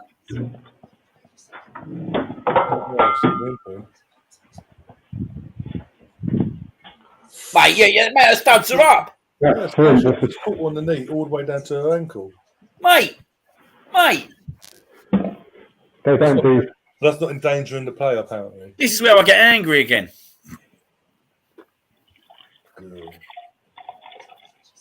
Mate, it just makes you laugh that you got a commentator who's got a bloody a TV screen in front of him and they're coming out. It don't look like a foul. Perfectly good tackle, as well words. It's a lucky there, Beth. I'll be back a sec. Yeah, I know. I'm just pouring myself a glass of the hard stuff. you might be saving that for next week. Yeah.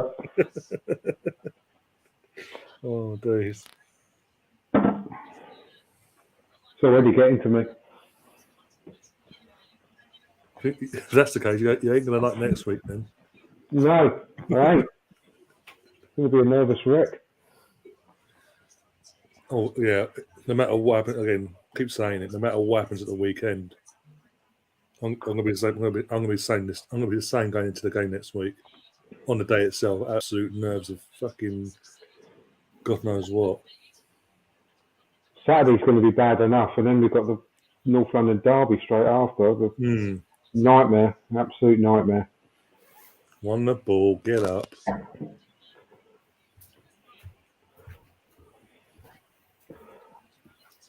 Even guys asked the question: why are the Arsenal players pissed off? Like, why are they not talking to the ref? Like, what? Like, why is that not a booking? Why is that not a ved?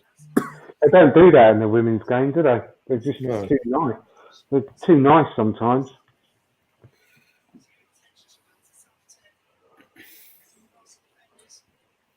Players don't roll around on the floor. There's no cheating. There's none of that sort of shithousery in the women's game, which is one hand, which is one of the reasons why it's so nice to watch.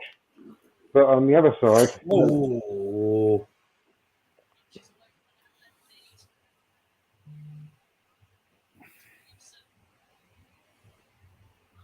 on. Go. She could have. You know what? Unlucky. That's exactly what I was just saying. In the men's game, Viv could have gone down there in the box, couldn't she? Yeah, in the men's game that happens. Touch me. Oh, okay, I'm going down. Exactly. Tottenham player there stuck a leg out. She could have easily gone over that leg then.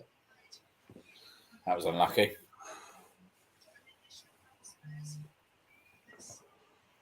This really isn't a 1-0 game. This is why. It isn't, and that's the worry, isn't it? No. Exactly. All it takes is one set piece or anything like that. Exactly.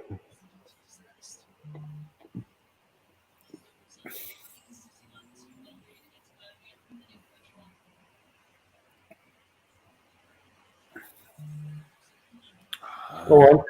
Oh no, she didn't catch that. Oh, What's happened to the old the Brazilian girl? She's injured. Injured at the moment. Not. I thought she was. Injured for the last few weeks. Missed her. Yeah. She was doing all right, weren't she? Yeah. Very good. Really, really good player. She totally stiffened up the defence alongside Leah. Made us look loads better. She's been a big miss the last few weeks. Yeah. It's still 0-0 Madrid, by the way, of the night. Just checked. Man City like it. Go on. Go on. This is Go a chance. Go on, Betty. Come on. Oh, no. Go on. No, she shouldn't have hit the goalkeeper. No. She should have hit it with her left then. Yeah, it was too Whole goal to aim at. casual for me. Yeah. She shouldn't have cut back in on the right then. We're gonna. Do you know what? Exactly the same as that other game. We're going to regret missing all these chances. You know, I can just feel it in my bones. Yeah, Not a good. right. We need another goal desperately. Once we get a second out, I think we get a third. This is the problem, isn't it? It's only going to take one free kick or something, or just a breakaway for them. Yeah, exactly. Defense, yeah.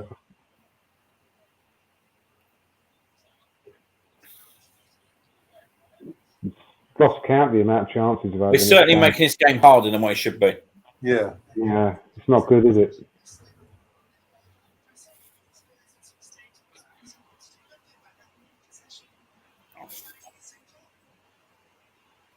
We need Beth to be angry about what happened to her, just then take it out and score another goal.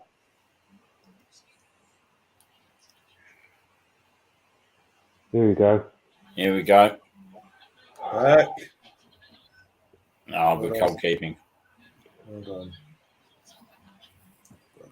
That's what it is, though, mate. You know what I mean? One decent ball in. Yeah. Yep. We're going to do all the attacking. They're just going to catch us on the break.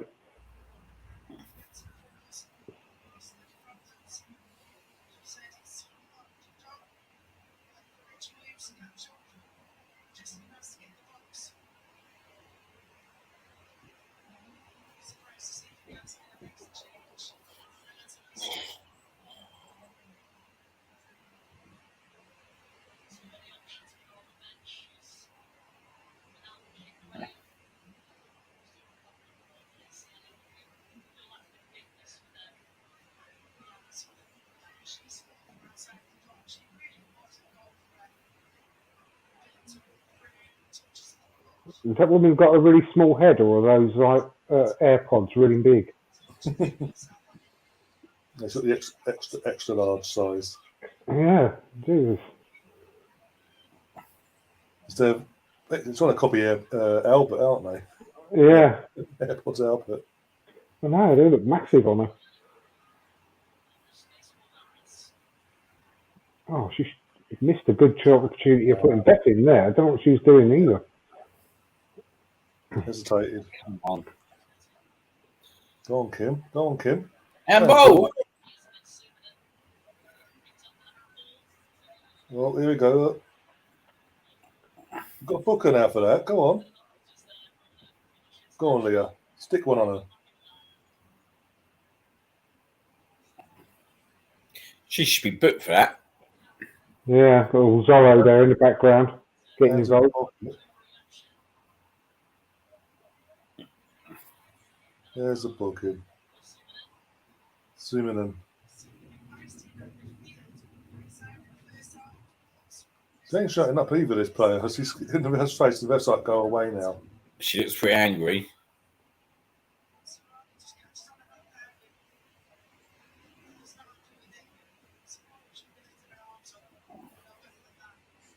I'm the Viv, I'm sorry. I would have just gone yellow card straight away. She kept going. Okay, you won't shut up. Okay, here's another yellow. Off you go.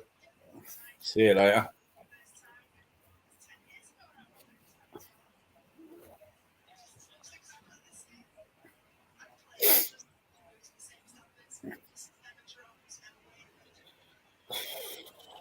She's about to get I said earlier about the jury being out for me on Stina.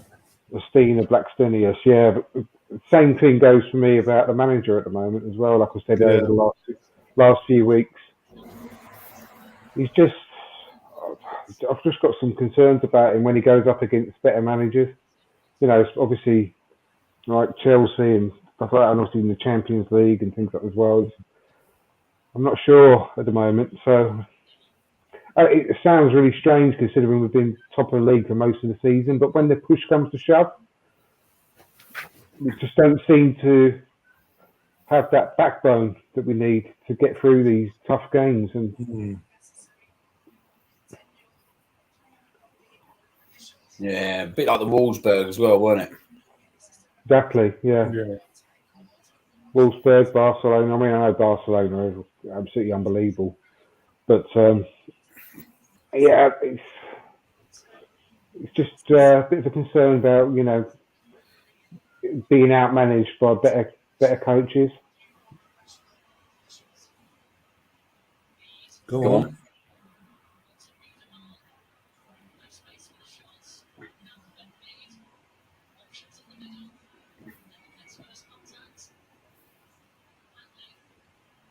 Come on. Oh.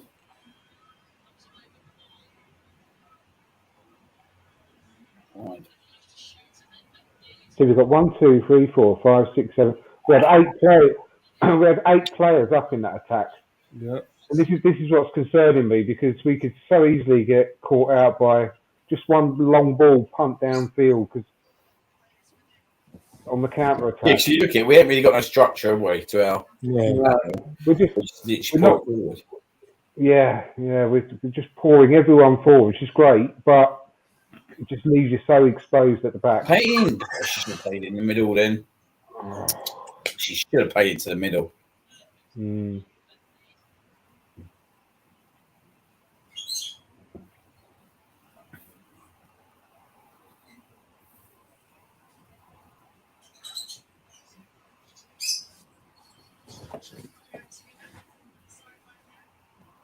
Excuse me.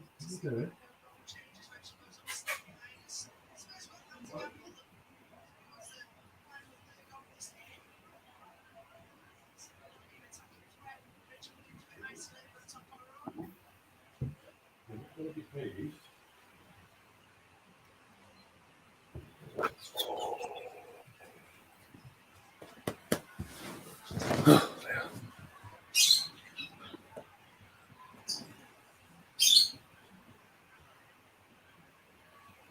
Go, come on.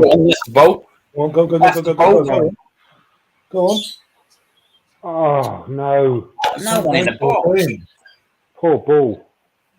Oh, they're giving it away. Midva. She should have paid into her again. Oh, unlucky. Well, of course, I'm coming to lead the game. Come on. Mate, it's two bites of cherry shed. She chose the wrong ball both times. Yeah. Go on, Kim. Okay. Your fault. Your fault.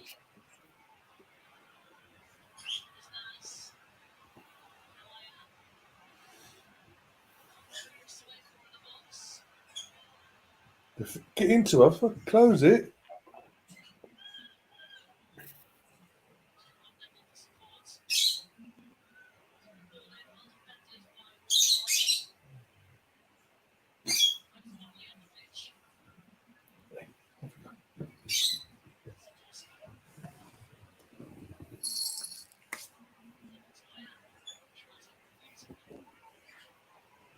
We're lucky that they just keep giving the ball back to us. Yeah. Oh. Another loose ball. Come on, we need this second goal, for God's sake.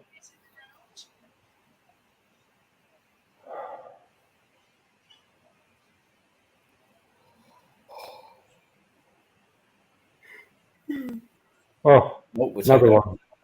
Oh, never.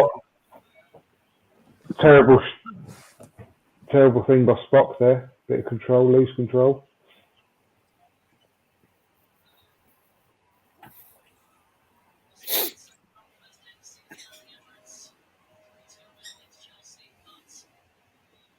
He's a funny old guy, this manager, though, isn't he?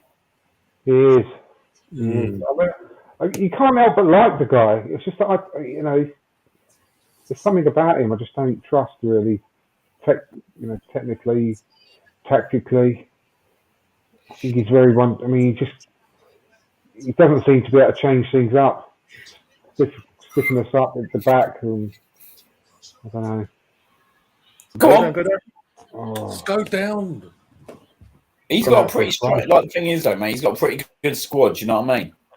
exactly. He should be doing better. Like he's had a well good squad this season, really. When you think about it, when you start thinking that he's got what he's got on the bench as well, whether they performed or not. Exactly. We shouldn't have been caught up in this title race. Well, that Birmingham game was just tragic. Yeah.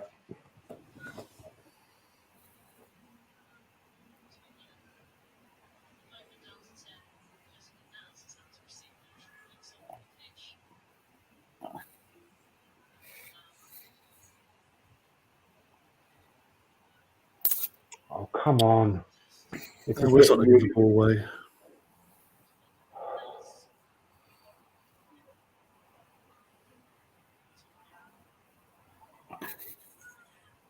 Well done, Kim. Well done.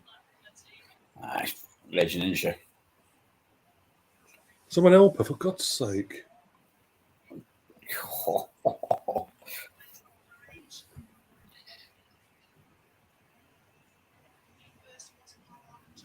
Oh, I even looked at it today. They were still selling tickets today for the game, weren't they? Yeah. Okay, there's just no point travelling, really.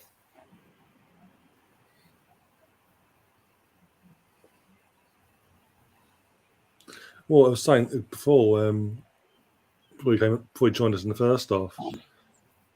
This obviously, if this had gone ahead in the first when it was meant to go ahead on that Saturday, it was over 30,000 tickets are sold. It was going to be a 30,000 capacity stadium sellout, pretty much. Was it? Yeah, well, I was going to get a ticket. I was going to go to it. It was a Saturday, wasn't it? It was a Saturday lunchtime sort of thing. Yeah. So you take your kids, and all that, make a family day of it, and knowing that literally, it's obviously early in the day, you don't have to break your neck to get home and all that. Yeah. Go on. Go on. Oh, Go on. Why'd you do that for? So indecisive in the box. Oh, can we take Caitlin off, please? That's what Caitlin Ford is like. I've said that before. She's just not a good finisher. She's quite indecisive in the box a lot of the time. She does things so well until she gets to the final moment. I'll get her. What's Emma Bucci got to do to get on the pitch? Yeah. I haven't seen her play for Ages. most of the season. I know. I can't remember the last time I saw her play.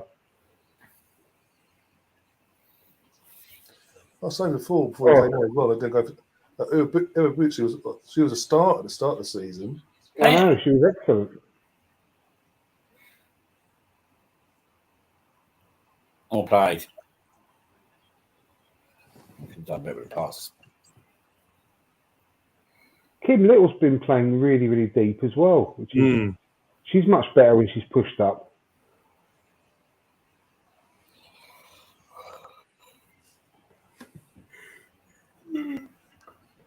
That's better. Well done, Leah. Go on. Oh, come on. Unlucky. Unlucky with him. Bit wild. And that final ball's just not been on point today, has it? No. There's so much space to play in. It's unbelievable. I was overthinking it all the time. I'm a bit gutted that in the old last day game of the season, 12 o'clock on the Leeds game. Yeah, 12 o'clock on Sunday. Yeah, all games at 12 o'clock. There you go. Steelers going off. And then literally 50 minutes after that game, obviously that season ends. No matter what, the main kick-off, obviously, at the Emirates. Kate McCabe coming in. Yeah, I'm glad to see that. She's the sort of player, honestly, she's the sort of player we should have played from the start against Spurs. Katie McCabe. She's got the right attitude. Probably Beth's going to go a bit more central now, I think.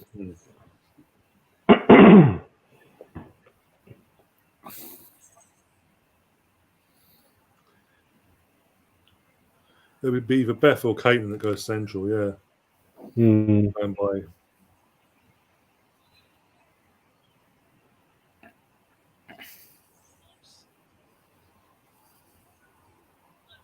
She's biting the nails.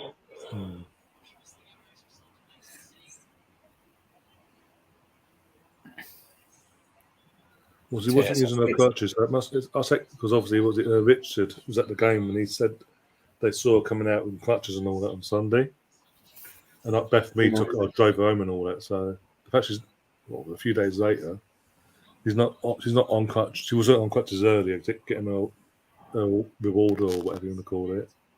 Yeah. So I think it's a good thing. Yeah, I hope she's available for England in the summer.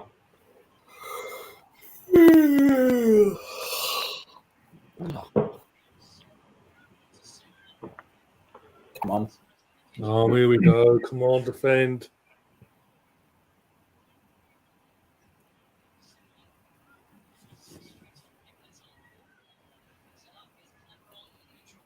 Oh, no.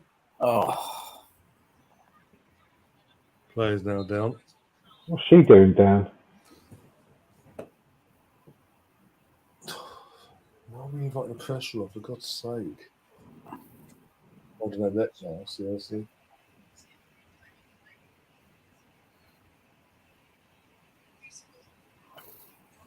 Why does she duck out of the way of that cross as well? No idea. Oh. There's a right player nicks on the knee. Is it Volty? Completely ducked out of the way of the cross. Yeah, I'm just saying, in terms of the Tottenham player that went down holding the neck, there's her own player that took her out. Mm. Just even close it down, though. That's what I don't get. It's just like, okay, you have the ball. Oh, you have a crossing. Okay, cool. Oh, come on, that's a loose Oh, oh, well done winning it back. back. Go. Go. Oh. Oh. Wow. It's Caitlin again. God's sake. Yeah, stuck Caitlin down the middle, basically. Go on. Oh, yeah! Yes! Way! And it's Caitlin, I think. It is Caitlin, yeah. I mean, she couldn't miss that one from like 1 yard out, could she? Great You ball. never know. Tottenham get battered everywhere they go. I shouldn't really sing that, really, should I? Welcome to the central line. Just to let you know that Tottenham are shit. Tottenham Hotspur are shit. Now we get a few more goals, please, girls. A few more goals. Yeah.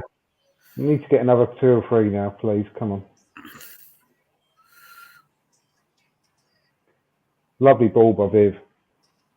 Good, yeah, love that. It was soft, Stefan, but you know what? We'll take it. You say she couldn't miss. She could have easily missed that, to be honest, from that angle. I have to be honest, she nearly missed it, didn't she? She did her best to miss it. Let's have a look at the replays. She hit her back of her heel, but I don't care.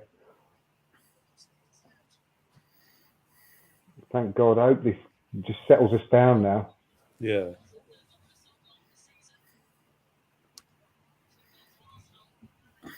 Are you watching? Are you watching? Are you watching Emma Hayes? It's off. Who kicked the ball then at the player that was on the field, on the deck? This is playing on the floor. Someone's booted the ball at her.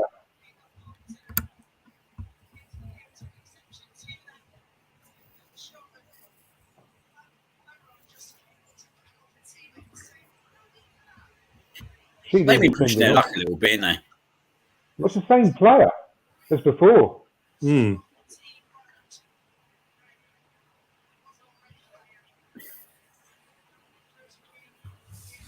They're not going to book Katie McKay for reacting and defending her player. Fuck off. Yeah, exactly. Calm down, Katie was saying. The fucking Tottenham player won't shut up. How dare she defend her teammates? Did you not see that, ref?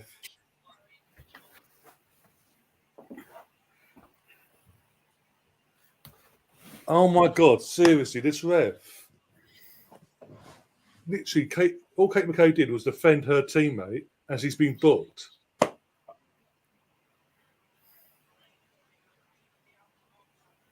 Oh, I mean, that's the second. Look, that's the second time she's done that. That player, and why is she not off? Literally, the feet are up in the air, full studs into her knee. Oh, it's Katie that kicked the ball at the other player. Actually, I thought it was.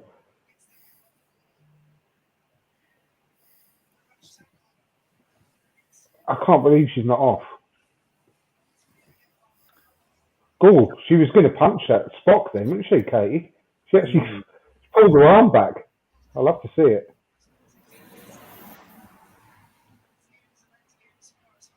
This is what I meant about Katie McKay should have started a game like this against Tottenham.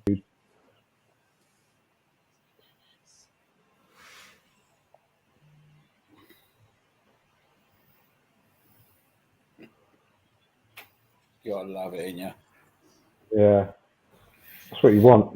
That's what you want in a North London derby. Absolutely. I tell you, it's gonna go off next week. Oh, don't stop talking about it, mate. Honestly, it's going to make me. Next week. Honestly, I'm going to end up in a hospice or something. Oh, you know that Harry Kane's going to do his trademark, what he did early on in the season, stands up in the air, take the player out, and nothing will happen because it's Harry Kane. You know it's going to happen. And if we do it, we get a straight red. You watch. I swear to God, already a nervous wreck. We've got a game before that yet. We've got to get past Leeds first, haven't we? Deal with them.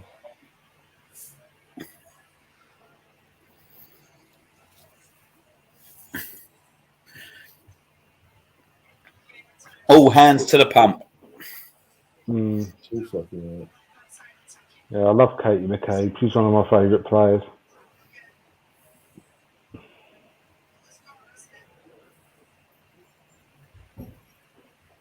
I mean, she didn't boot it at her. She literally toe poked it, if anything, like a little tap.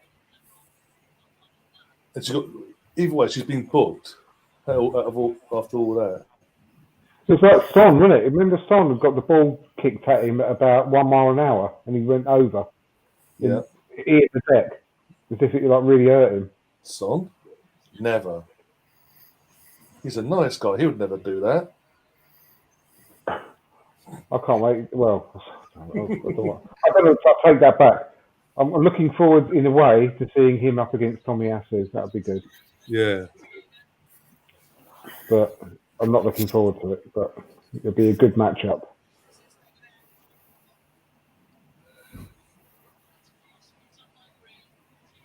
Yay.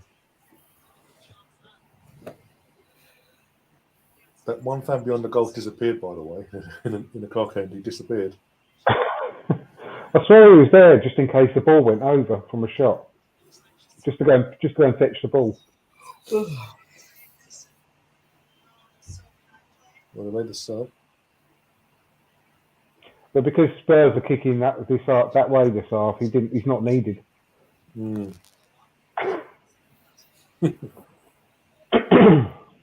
Let's have a look how going good.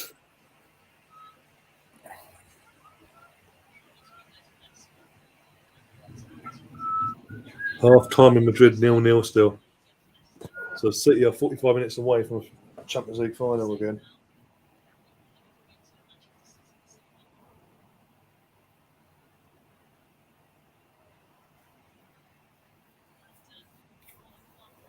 Yeah, I told you, I'm going to miss the football on on Sunday.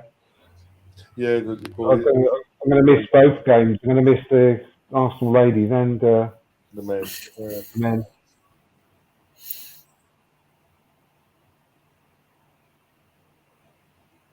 I'll obviously have the commentary on. Stefan saying Man City women are winning 5-0, so Birmingham City are getting relegated tonight. Oh, Were sure. they playing Birmingham? Yeah. It was like a game in hand they had. Right in our face, that was. Go on, Katie, Yeah, go nice. Always good to see. Oh, well played.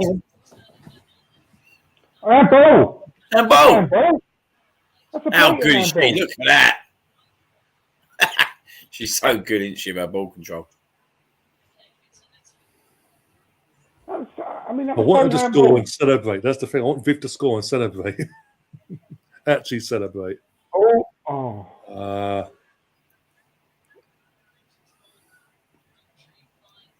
I think she's playing pretty well, Viv.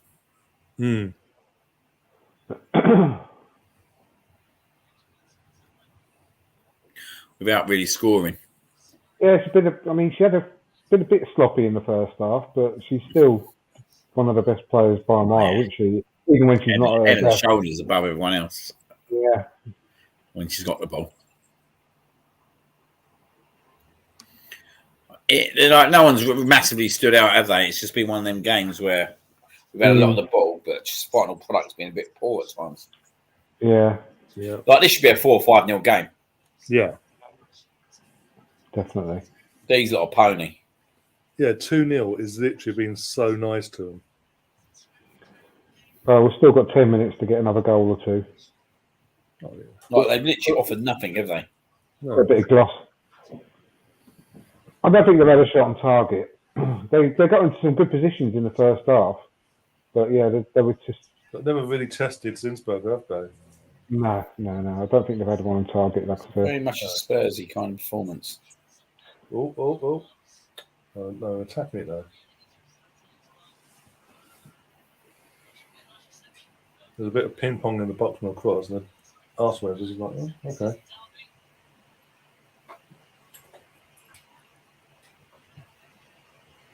Well done, Rio.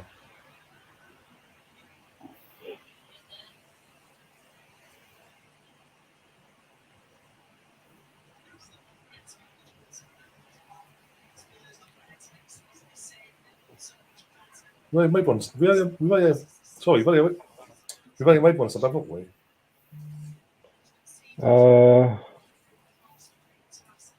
Yeah, I can't remember. It's only Katie that's come on, yeah. Is it an Emirates thing that you got to hold all your subs to the last second, basically? Something. Yeah. Well, that's something else that's put me off him a bit. I mean, how many times was I screaming before to bring Tobin on and stuff like that? It's just he moves it so late. Well, as I say, go back to semi-final. I was screaming for Tobin at the start. He brings on at 2-0 down. Yeah. Like what was he expecting Tobin to do in that situation with 15 minutes or so to go? Go on. Go on, Viv. Go on. That's it. Oh, nice ball. Oh, yes! Oh my God! What a goal, Caitlin! Beauty. What a goal! It's a lovely little touch by Beth there. Did you see that little dink? Nice little assist there from Beth. Mate, I was celebrating that as it left her foot, mate. Yeah. Yeah, 100%. There we go. This is more like it. All is forgiven, Caitlin. Imagine this. We were saying how Rachel, she's on one goal away from a hat trick. We've only 10 minutes to go. I mean, that was a lovely move. That little dink there by Beth's beautiful. Took one touch to set herself, curled it in top corner. That's a beautiful goal. Couldn't ask for more than that, can you? Oh, that's touch off though. That's push out to Caitlin though. I know. Gorgeous. And that little first touch by Caitlin, and lovely.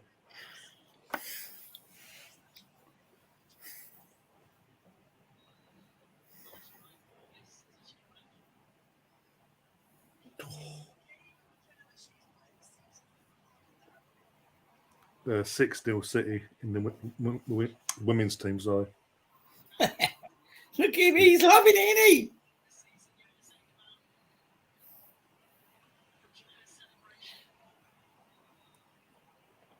All we've got to do now is go to West Ham on Sunday and hope United can do us something on against Do you Chelsea. believe that United can do something?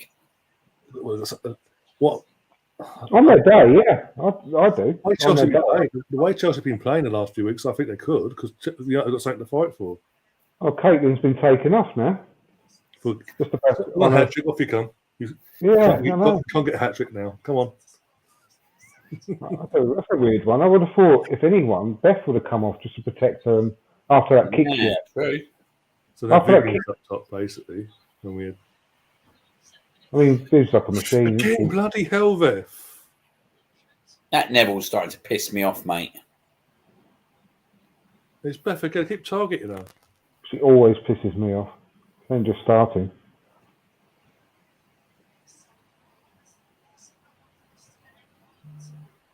Live long and prosper, Neville. Live long and prosper.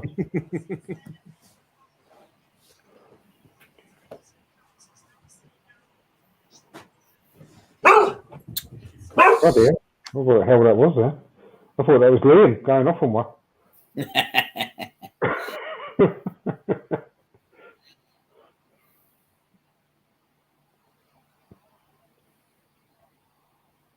Come on, let's get a fourth. Put a bit of gloss on the performance now.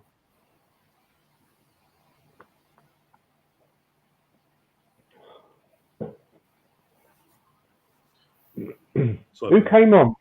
So who came on then for Caitlin? I can't remember. Manham. Oh, that's right, yeah. Not you. Jesus. Thea Manham came on. So now I'm assuming Viv's going down the middle. Yeah.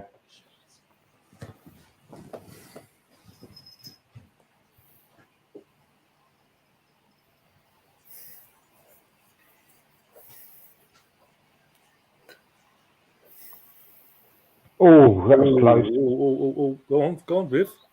Well done. Bloody close. Oh. I thought they were going to loop in. So did I for a second, yeah.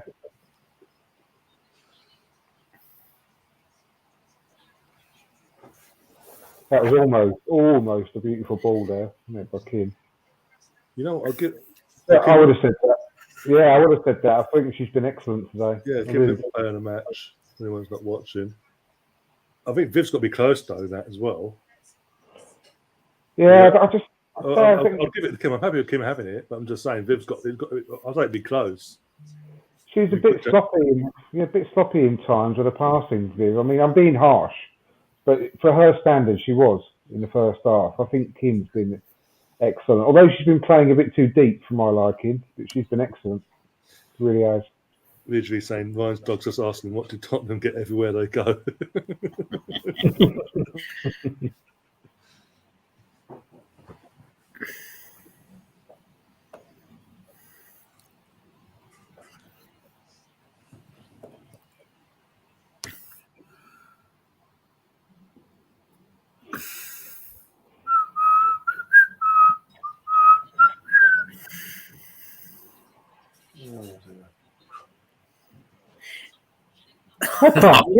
I'm not going to say it. Oh, yeah. Save for this time next week if we're in that situation. I'm not saying it, mate. I'll be roaring. Mate. You'll be roaring next week. Absolute roaring. Oh. I told Sarah to go out next Thursday night. Well, Victoria's coming on.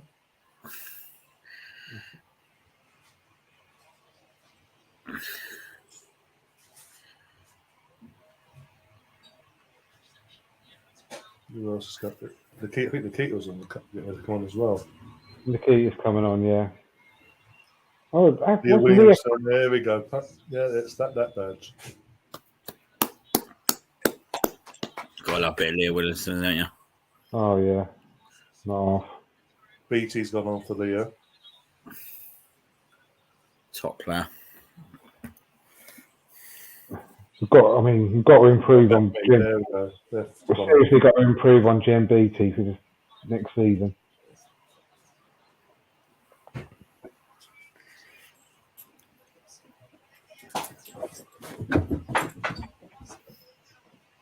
Go. Oh my days. Yeah, Beth Mead went off. Beth Mead went off for Nikita Paris.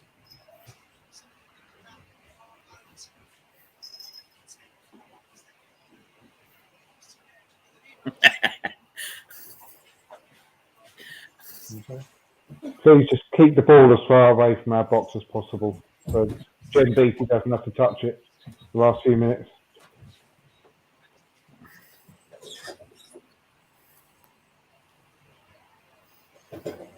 You're forgetting someone. He's literally like, you just got back and you're gone. You've got them both now.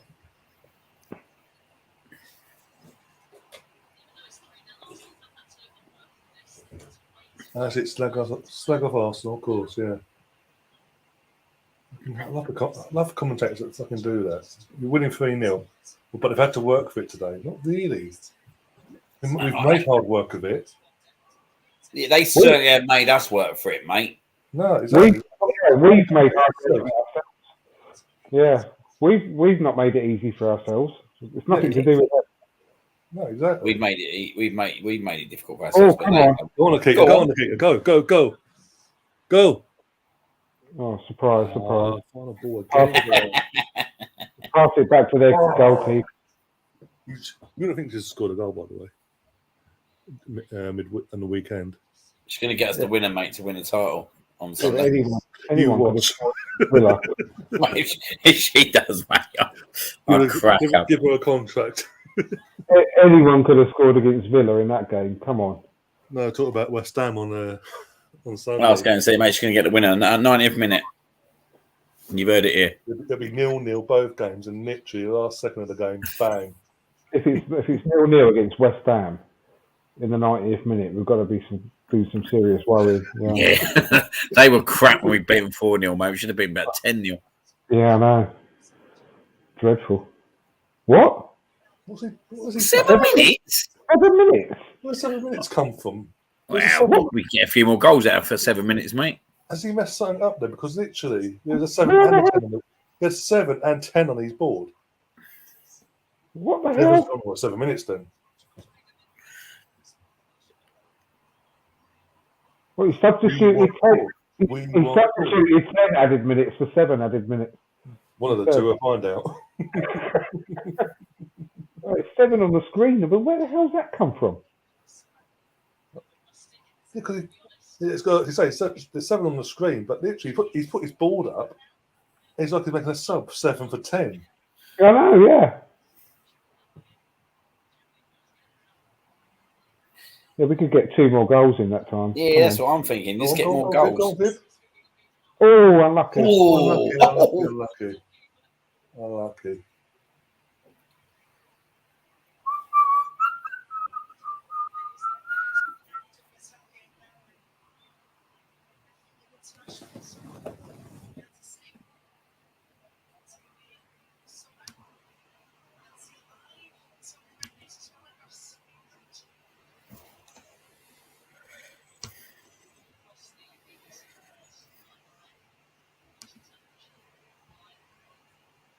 How are we doing for goal difference with Chelsea?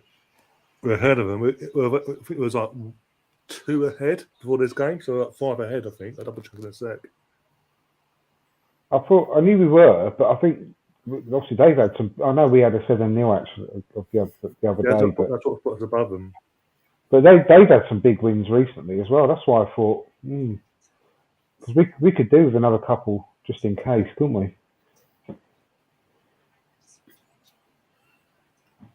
You never know, do you?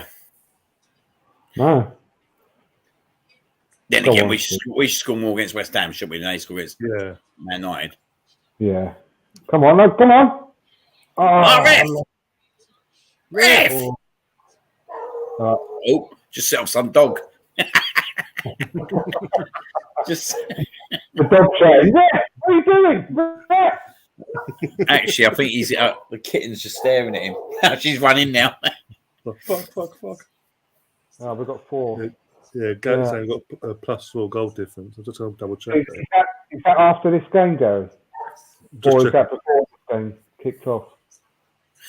What is it? 1 point. 1 point in it. So we draw and they lost. We would then win it. Goal difference. Yeah. Yeah, the goal difference as it stands is we've got 53, they've got 49. It's not going down to goal difference. Bloody hope not. So if it goes down to anything, it'll be us winning, them drawing or losing. Well, obviously, I wouldn't mind if it came down to goal difference, but I wouldn't mind. As long as we win it, we win it. I don't care. Yeah, exactly. Yeah. Go on, Nikita. Oh.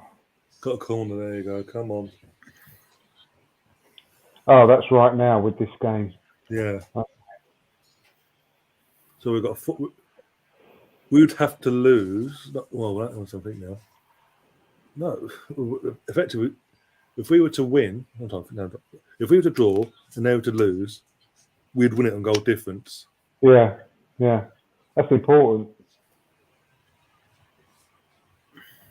You never know. Football's a big game. What did you make before you end this here as well? What did you think of all that kicking off the other night? Jesse Lingard's brother put a post out on Instagram about Man United. What did he do? Well, basically, because Man United played their last home game of the season. Look at Nikita here. What was she doing there? Oh no. But yeah, basically, it was the last game, and Jesse Lingard didn't get his final farewell. And Knights of one match, Magic and all that got their sort of swan song, and obviously Jesse Lingard's brother's gone out on Instagram and basically slagged off Man United. Everything you've done for them, scoring winning goals in the FA Cups, This is the thanks you get. The loyalty you've shown. This is the thanks you get. I don't blame him, really. It's not. He's an academy. Yeah, he did score winning FA Cup final goal for him, didn't he, in 2016? Yeah, he scored a winning goal, I think it was as well. No, that's disgraceful when I think about it. Like, he's the academy product out of all of them as well. He's grown up with the club. Yeah. He's a kid. Do you know what sums up United, though? I watched something today, yeah, right? Before Ronaldo scored, Matic turned around celebrating. Yeah. And it was just like, this is the reason why you lot are in the mud at the moment. Yeah, it turned around to the Arsenal fans going like that. Three Champions League trophies, and it's, do you know what I mean? It's the reason why you're in the mud at the moment. Like, this is why you lot shit. Yeah, I totally agree with what his brother said. That's disgusting, to be honest. Yeah, it is bad when you're thinking like Matic, who was a former Chelsea player as well, and you've got this Lingard who's can't come through the ranks, scored a FA Cup winner, and you don't get no kind of swan song. Oh, come on. Oh, she's giving a pain. That's never a penalty. She dived on the floor. This angers me. Oh, come on. That wasn't a pen. Mate, they don't deserve nothing. What did I say earlier about the women don't cheat? That was a fucking blatant dive. I'm sorry. Just to get themselves on the scoreboard.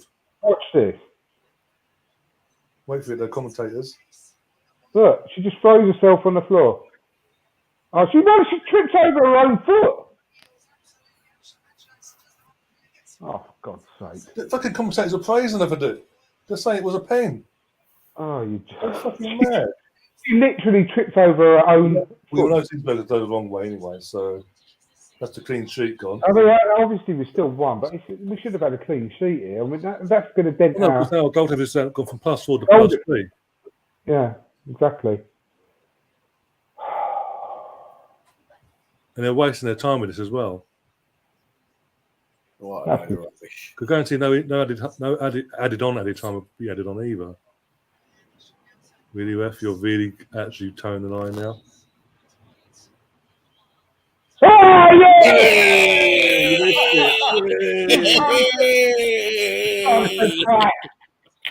Get in there. Absolute moose. Oh, brilliant. Bruno Fernandes in disguise. Absolutely Same post perfect. as well, the same post. It was, exactly. Perfect.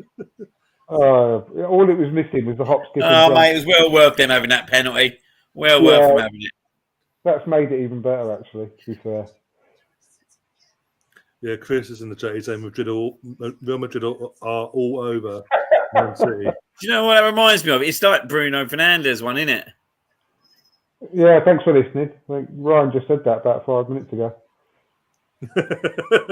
I'll see you later, guys.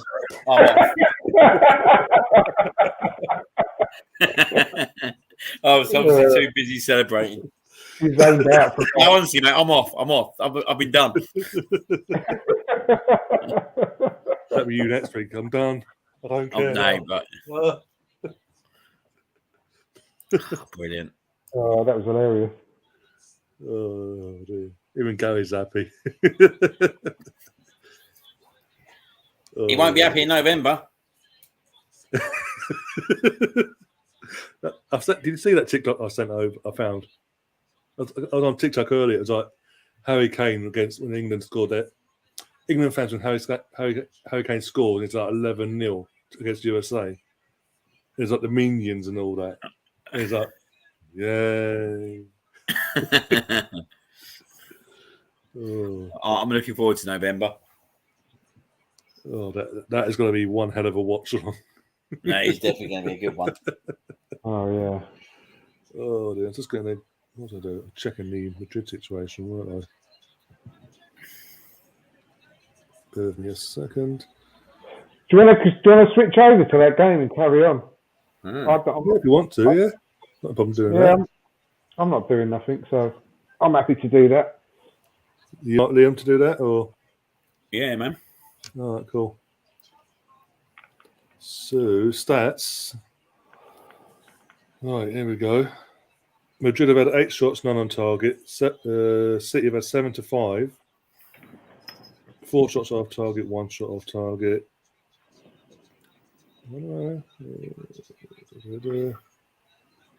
Is it BT Sports on? BT Sport, yeah. Yeah. This is another thing. It's an North London derby. They've got Stephen Warnock as a pundit. Yeah, I know. What's that all about? Honestly, what's he got to do with either of these teams? Like, you'd have thought like they'd have got someone like Wrighty on, wouldn't you? Yeah. Being BBC as well. Yeah, exactly. Mate, he was going to blow that then.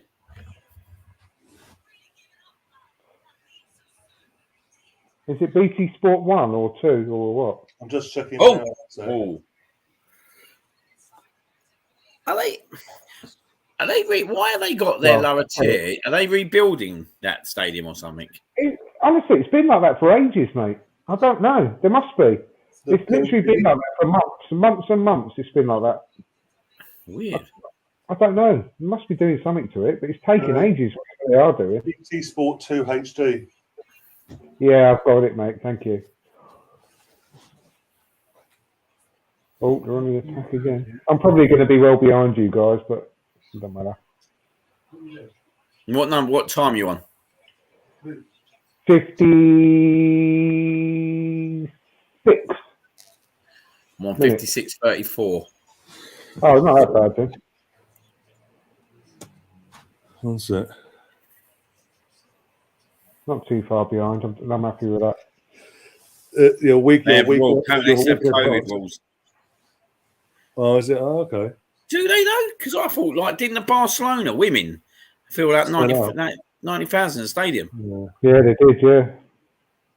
Sorry, what did you say? What our crowd was? What was it? It was meant to be 30, but I don't know. They haven't said. Yeah, I thought you. It was 12,000 stay, wasn't it? 12, was that it? Yeah, that's what I thought it was. 12,000. Sound like it.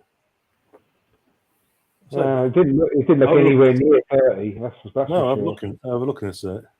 Yeah, they said at the start of that program 12,000. That's disappointing. Though, you know what I mean? It's disappointing that is in the end, isn't it? Really. It's not as if it wasn't an important game and a North London derby at the Emirates. I thought we could have done better than that. Shame, really. Like I said, when you consider, Liam, that Newcastle United had 19,000 the other I know. in the Championship as I well. know. We should do much better, really, shouldn't we? We should. I mean, we are one of the best ladies' teams there's ever been in this country. And it was a game against Spurs, you know. So it is a shame we couldn't get more than that.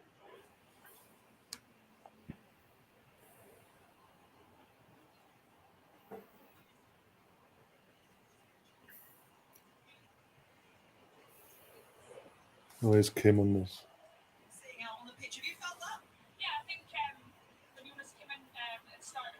I'm on 56-18. That's cool. Yeah, you're about 2 minutes behind me. Oh, Jesus Christ. Over 2. I'm 58-41 at the moment. 58, 13, 14.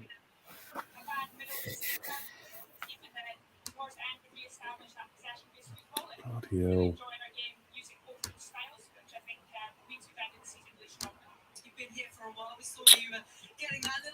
Stupid sides. Did you see Jason Cundy last night about Unai Emery? Yeah. Honestly, that bloke just needs to change his D to a T, didn't he? And that'll suit him down to the ground. He's such an idiot. I can't believe that bloke gets paid to do what he does. He's the one that was going on about Saka and stuff like that a few weeks ago. Yeah. What an idiot. To be honest, though, most of them are fucking idiots on that bloody platform, apart from Laura Woods, obviously, and Adam McCoist. Yeah, and he was saying about how easy it was for Liverpool. I didn't hear this, but I was listening to the Arsecast, and he was talking about it, saying that basically, to coin the cut a few long story short, he's saying that basically Villarreal was just embarrassing, and it was so easy for Liverpool, and blah blah blah blah. They were offering no threat, and so, I mean, honestly, just a bit of respect for the fact that Villarreal had got to this situation in the first place. What do you expect them to do? Just rip up Liverpool? I mean, yeah. I mean, I'm no fan of Unai Emery, that's for sure. But what do you expect Villarreal to set up like against Liverpool?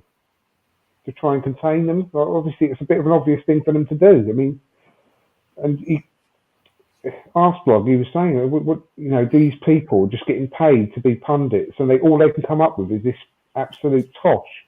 When there's so many good people out there who could do so much of a better job talking a lot more articulately about football than they do, and they just employ these people because, well, I don't even know why they employ these people to spout such crap, and they've got virtually no knowledge. And they're talking about things that it just seems like they haven't even watched a lot of the time. Look at Steve Nicol that time when he was talking about Bukayo Saka with no knowledge at all, saying he misses loads of games for injury.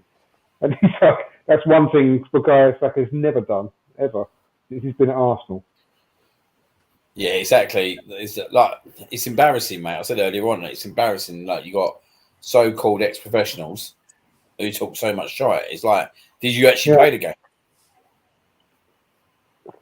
I know, and you think that they would actually do some research before opening their mouth to such a big audience, a TV audience. You think they'd actually research what they can say, what they shouldn't say. So from Gary, and I think their rules for using full capacity.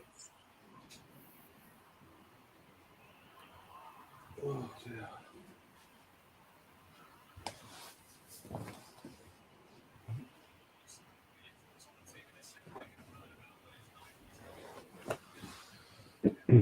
Oh dear.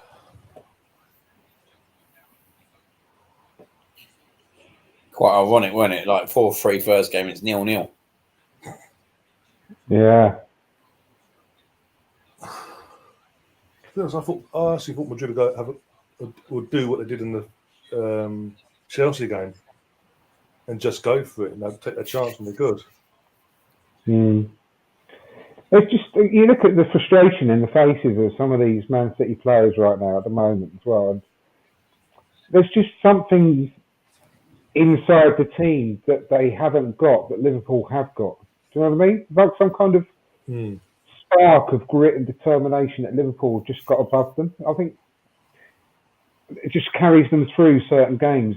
Man City always seem to come unstuck when, again, in the Champions League especially, don't they? When it really, really matters. But Liverpool just don't seem to do that. They just seem to have this resilience that gets them through anything. Anyone puts any hurdles in front of Liverpool, they'll just find a way to get over them. Whereas Man City just have something like that missing from the team, I think. I think Liverpool got such a solid spine, though, haven't they? Like, you look at Liverpool's kind of spine, you look at Man City's kind of spine. Like, Man City are all good when they got the ball and keep possession, but like, for me, I don't see Liverpool losing to Man City if they get to the final. No, I don't. Liverpool have got a certain character that Man City just don't seem to have. Well, with Liverpool, it's the not just the overall history, but it's the recent history they've had in your underclub. They had that know-how of not just getting to the final, but getting over the line as well. Yeah. The one they won against Tottenham a few years back, but they did. They weren't exactly pulling up trees in that final, but they got over the line. They knew what they had to do. Yeah. You think then that team then, 2-3 years on now, of more experience alongside most of them, have had a bit more quality here and there, especially with that Diaz guy they brought in January. He's sort of been a spur for him since he's come in, and like they look a lot when he plays. They look a better outfit going forward, which is scary given the outfit they looked before. That's what worries me a little bit because they're continuing this very, very good recruitment that they've always done since Klopp's been there. And they've got that young kid, Carvalho, from Fulham now. Yeah, as well, they've got him coming now as well, haven't they? And he looks like a real good player. And he's only 18 or something as well.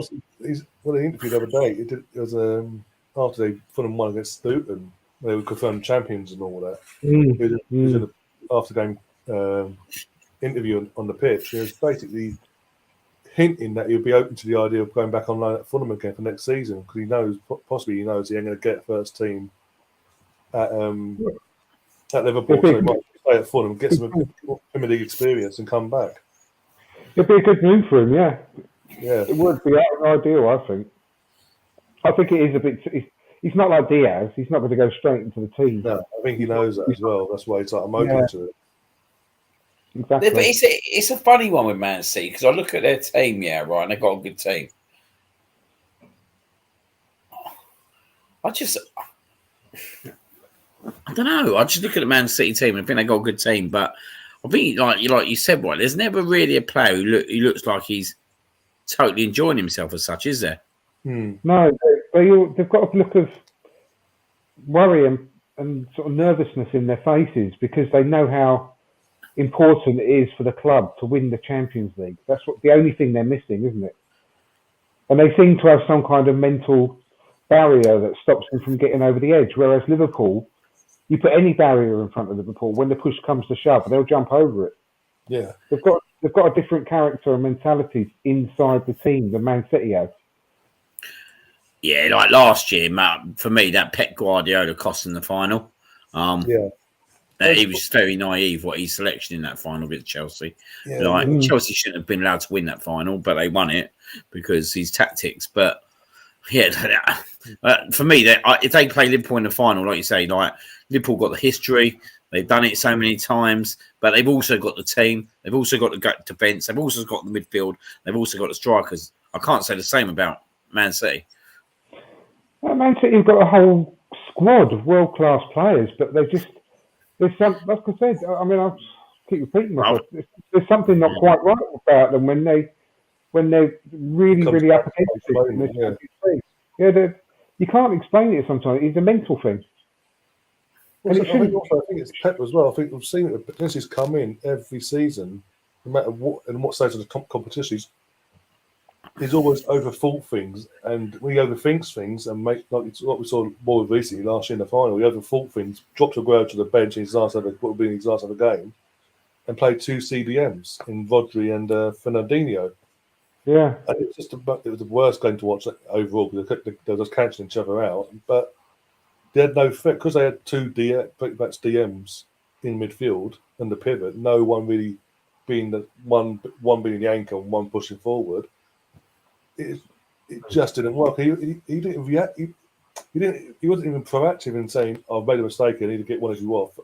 He left it on until it was too late. And then De Bruyne got a knock as well.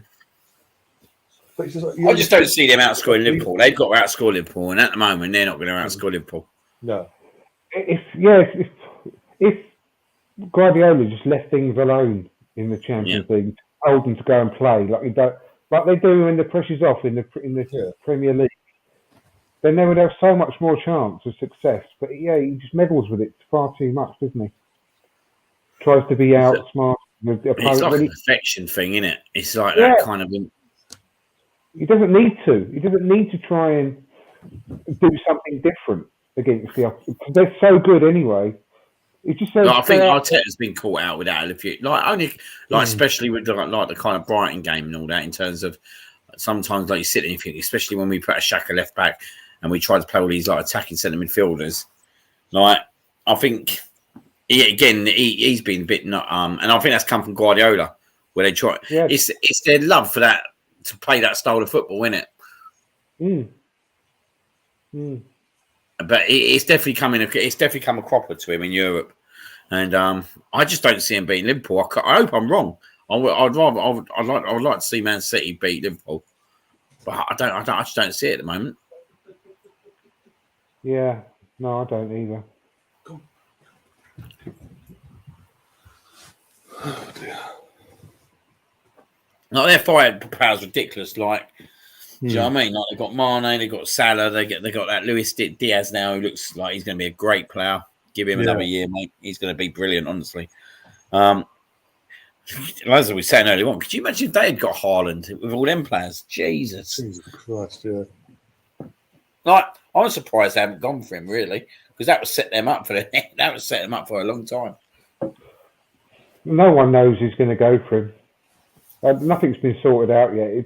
The media are all assuming that he's already signed for Man City, but he ain't. You hear it come out of his mouth himself. Yeah. Nothing's been sorted. There was an interview recently I tweeted out that was with Martin Ødegaard, and he said that nothing's been sorted out. He's yet to make his mind up.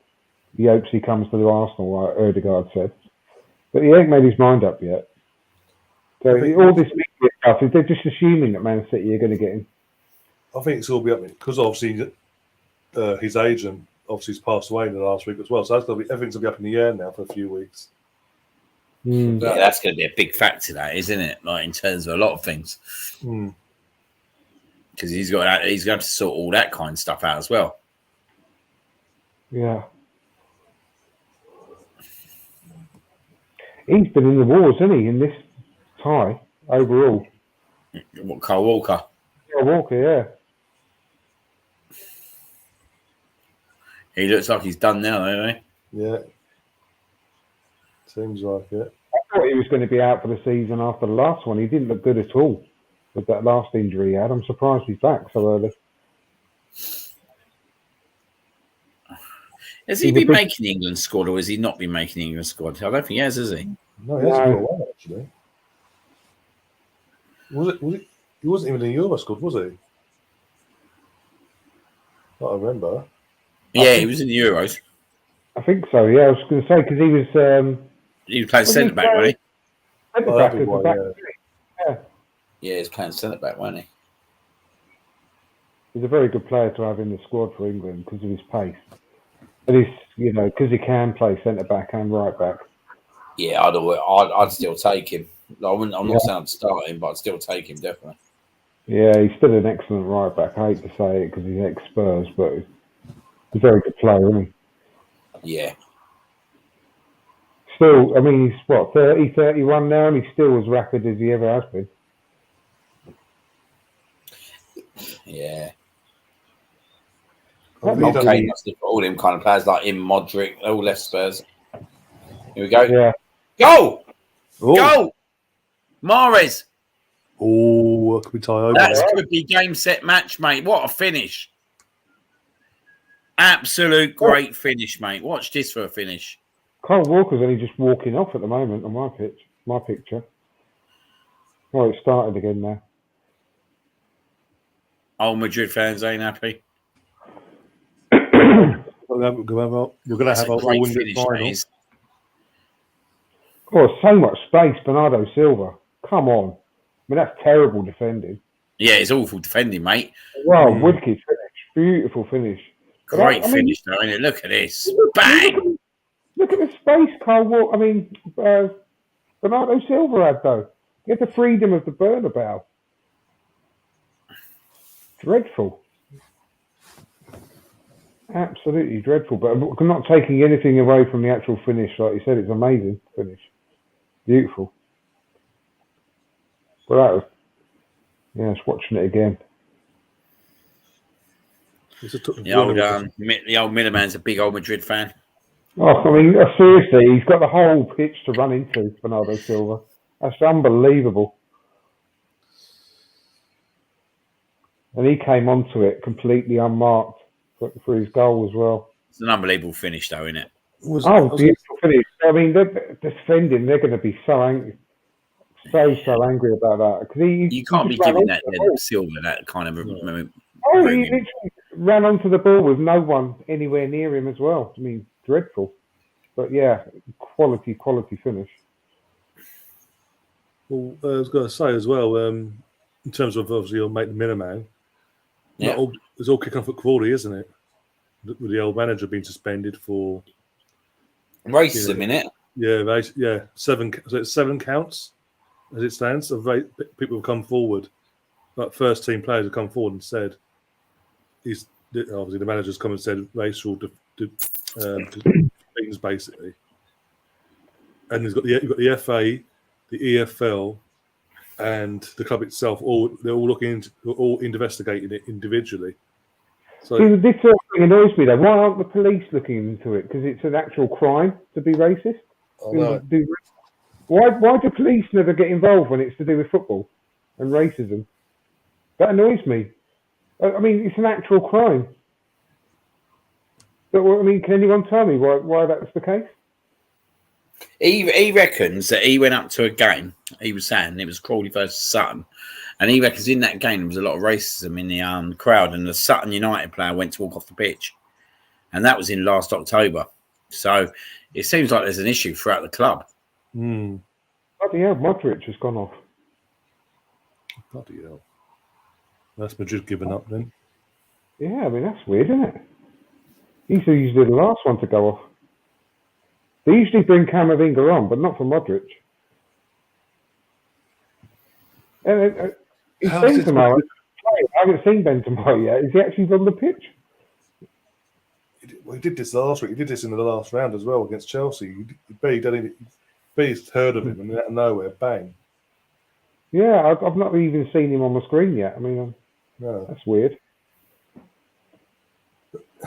Let's be honest. How on earth has this Real Madrid team walked the Liga so easily? You're seeing so poor though, isn't it? Like you look at Barcelona, they've been awful in this.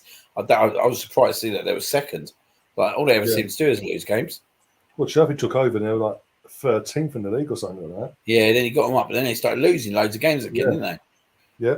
It's so bad. Like, that's what I'm saying. Yes, they're out. Like I know, like the Cat Cundy's going into one, but they're far off Liverpool. Like, do you know what I mean?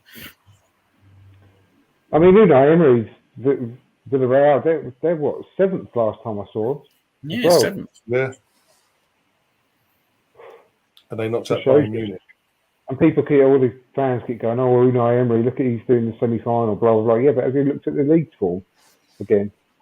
He's he's the most cup-orientated manager there is, isn't there, Unai Emery? Yeah. I mean, he even conspired not to win the league with PSG, didn't they? One season. First season, yeah. Fucking hell, yeah. Well, yeah, it was a right small team that won that league. Was it Cannes or something like that? Won it. No, it's, Monaco's young team. Monaco, yeah. When they're in I'm thinking earlier. I'm thinking well earlier as it goes. Yeah. Where did Giroud come from? Because they won it, didn't they? Where did Giroud come from? Montpellier. Yeah. They won it, didn't they? Yeah, they won it, and he came to us that summer. I think Cannes won the cup or something, didn't they? 1 year. Yeah. I think they won the French Cup. They won the can. Do you remember when Ian Wright done the can? Last week against someone, Man City, I think. Yeah, it's brilliant. Look at this. I was on about earlier. Jack Grealish, £100 million man, just coming on now. That's very important. Over, pretty much, yeah. Exactly, yeah. That's how much they trust him. I read something about it. Will they end up trying to make their money back on him? And I was thinking, where's he going to go? Exactly. There's no club in the Premier League that's going to spend that sort of money. That was Paul Merson who said that. What did he say? Where's he going to go? No, Paul Merson said that he's not fitted into Man City and that he wouldn't be surprised if they try and cash in on him. Don't know where he goes though. To be fair, he's such a brilliant player. But I knew from the start he's not a fit for this team. It's too rigid for him. This style of football. He's going to win stuff and he's going to be happy because he's going to get his winners' medals and all this sort of stuff. So is it more important? I suppose it is with money and having such a short career. Some players think that the money and the medals are far more important than actually going out there and enjoying playing football and being a cornerstone of your team. So I mean, I was saying, going in the chat saying must be nice all that money spent on Grealish and he gets to come on when the team needs fresh legs. Exactly. I honestly think I don't think he's got the stats behind his game either, though. No. I've always known him to his best stat that I've always known him to have is he was the most valued player in the Premier League for Aston Villa. Do you know what I mean? But goals and assists, he's got a few, but he's never had many, has he? And no, I thought maybe going Man City would get him that, but he hasn't, is it? No. He was the heartbeat of Aston Villa. Everything went through him. He was the complete playmaker for the team, most important player, obviously. He's gone from that to just being a bit part player because they've got 10 players that can play the same way as him in this side.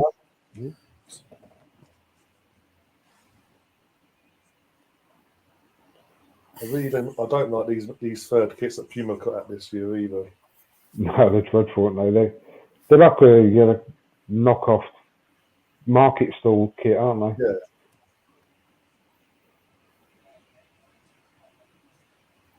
It's like they just went to everyone. All the clubs they have a deal with just went. Here's 2 kits. We can't be bothered with the third.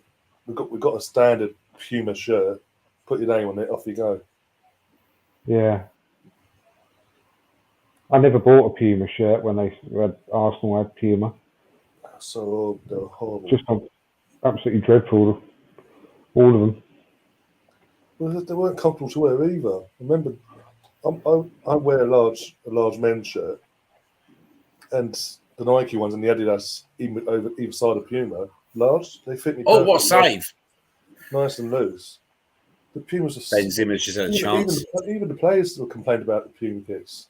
I remember Danny Welbeck saying the kit launch, basically saying, "Oh, this is a bit tight. This is tight, but it's not as tight as last year's kit." Well, I think it's the second Puma kit where you sometimes talk about the first one when we first came in, where it's like you could see the players' abs basically every time they walked out on the pitch.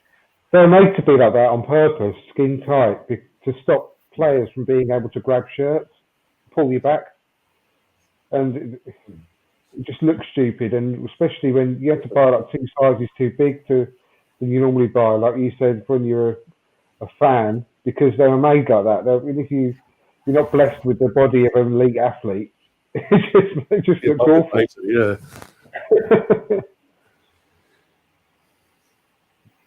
Yeah, Benjamin just had his chance and he was caught offside apparently, according to the ref. Where's Fernandinho?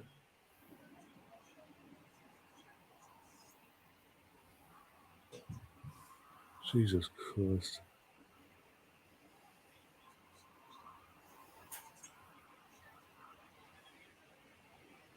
So Man City could potentially win a league and European Cup double, or Liverpool could win the treble, or Quadruple. or quad. Yeah, if Man City fall off a cliff. This is the thing, though. Now with if City do pull this sort of go through now, they see this game off. Sorry, because of what happened last year, are their players going to go sort of one eye in the final and not wanting to mess it up or miss it, etc., and sort of slip up in the league? Well, that's the good thing about Man City. They can literally put out two sides that could finish in the top four, couldn't they? With all the players they've got. I mean, seriously, Man City's shadow squad could finish in the top four, probably. There you go. Most valuable player, Jack Grealish. Yes, that's about right.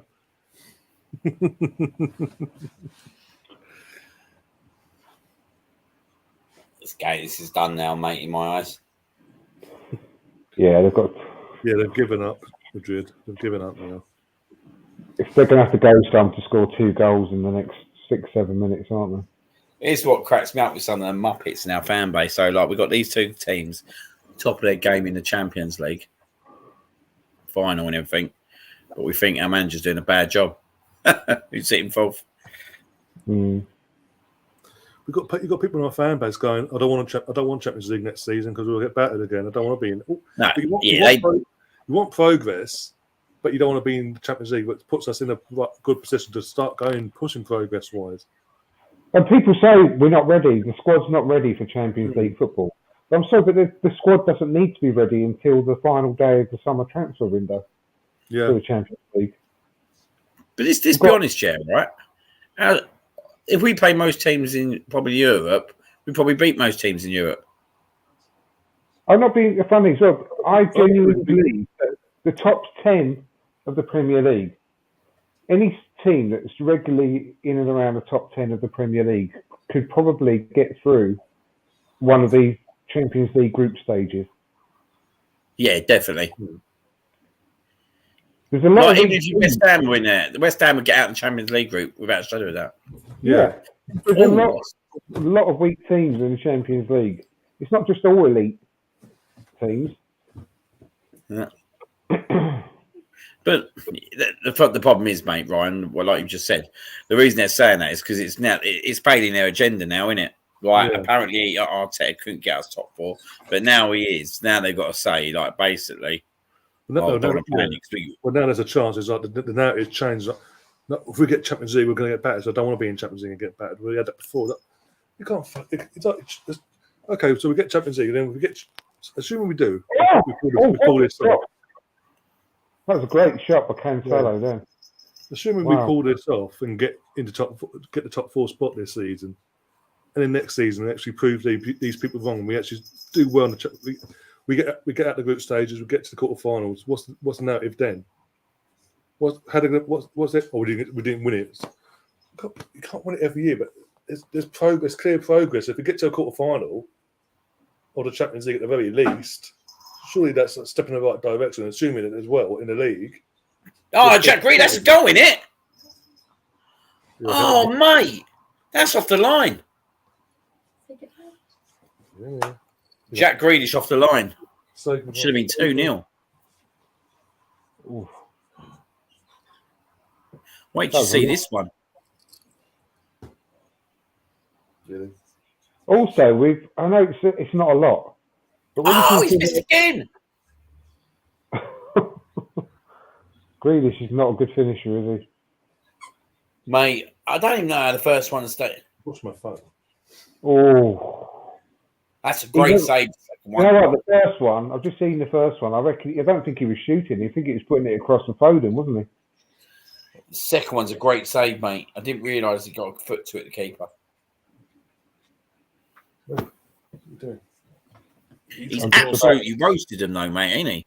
He did, yeah. Who's that? Oh, yeah. Just seen that.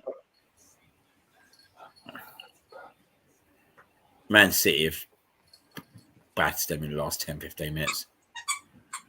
What we won tonight, by the way. Oh, yeah, it was a good save. That second one. At your old home. Well, near your home, anyway. That was an excellent save. But also, the one thing that's good as well, and I know it's only small steps, but last season we finished 25 points behind Man City, who won the league. And now, as it stands right this moment, we're 20 points behind them. And with 4 games to go, yeah. I know it's only a small step, but we're starting to close that gap a little bit as well. And when you consider how machine-like them and Liverpool have been this season, again, it's a little step in the right direction that we're just starting to slightly close the gap. And I can see that getting this bit smaller again next season, which I know we need to be. We need to sort of close that gap. Yeah. But it's a small step, but it's a step in the right direction when you consider everything else that's gone on this season with a whole complete squad change as well, on top of everything else. We've not only improved our league position quite a lot, but we've also started to close that gap with all the upheaval we've had. And if you sort of, I know it's all hindsight, but there's been plenty of opportunities for us to close that gap even further. When you think about the 3-game run recently we lost, 3 games at the beginning of the season that we lost, the game against Man City, which we could have won. There's steps in the right direction about closing that massive points gap between us and the top 2 as well, which I like. This is what I'm saying. Literally, if it comes, assuming we do pull this off. Go! 1-0. Oh, 1-0. Rodrigo. Make it a tasty last few minutes, isn't it? Oh, cool that timing. Oh, he just missed one as well. He's on. He's definitely on Benzema. That's a good ball back, that is, from Benzema. That is class. Just caught snoozing a little bit then, they were. Oh, yeah. Yeah, it was a good ball. Oh, I've seen it, yeah. That's poor defending and poor goalkeeping as well. 6 minutes. And still, mate, this game ain't over yet. UEFA doing their bit here to get Madrid through. Yeah. Oh, it's been a good 6 minutes, this will. Time for Benzema to do his bit. his usual one. Oh, here's a chance. Oh, a goal. I tell you, this Finn, what's his name? He's good, isn't he? God, what a finish from Rodrigo. Benzema, yeah, he's quite good. Yeah, not good enough for Arsenal, apparently, according to our fan base, though. Yeah, Gabriel Jesus, yeah, not good enough for us. Playing in the Champions League semi-final. We don't want players scoring goals. What are we on about? Doesn't suit our agenda. What are we on about? Jeez, 3-2-1! 2-1 Madrid! Oh, my God. What? Joking? Behave. You've got to behave yourself. Oh, they're going to throw it away. Oh, that's unbelievable. Mate, this is incredible. What have we said about mentality of Man City? Liverpool. He must be absolutely frothy, mate. Oh, it's unbelievable. Pep will lose his mind now. Wow. This game was over. It was. How has it turned about so quickly? You got half hour left. Oh, what a great header as well. Lovely goal. Mate, mate, this is incredible. What an header that is. You know what? This wouldn't happen to Liverpool, would it? Would not happen to Liverpool. No, it wouldn't happen whatsoever, mate. They would have seen this game out, mate. This is something that's built into this Man City squad.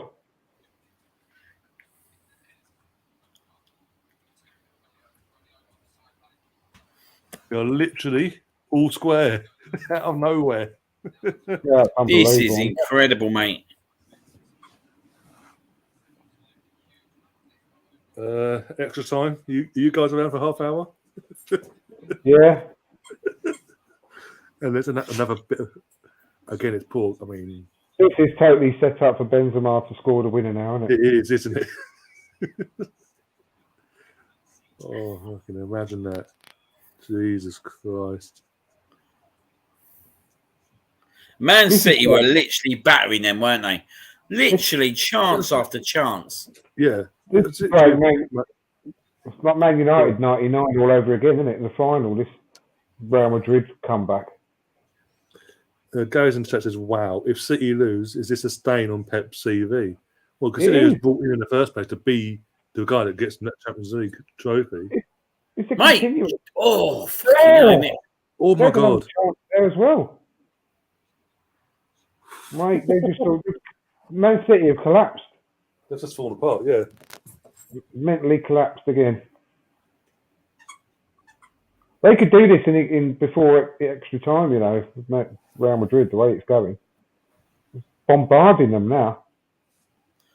Here you go, Foden's now steaming through. Oh, mate, he's played the wrong ball there. When you think about Grealish's misses as well, not his misses, but you know his missed shots. Oh, this is a dangerous free kick for Man City. It could prove very costly. Jesus. Guys in the chat, literally share the live out of this stream because we ain't going anywhere by the looks of it for a while.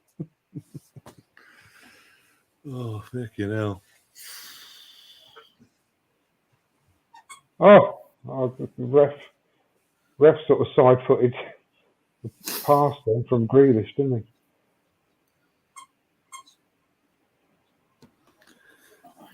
So not Benzema or Vinicius Junior time, but Real Madrid time. Wow.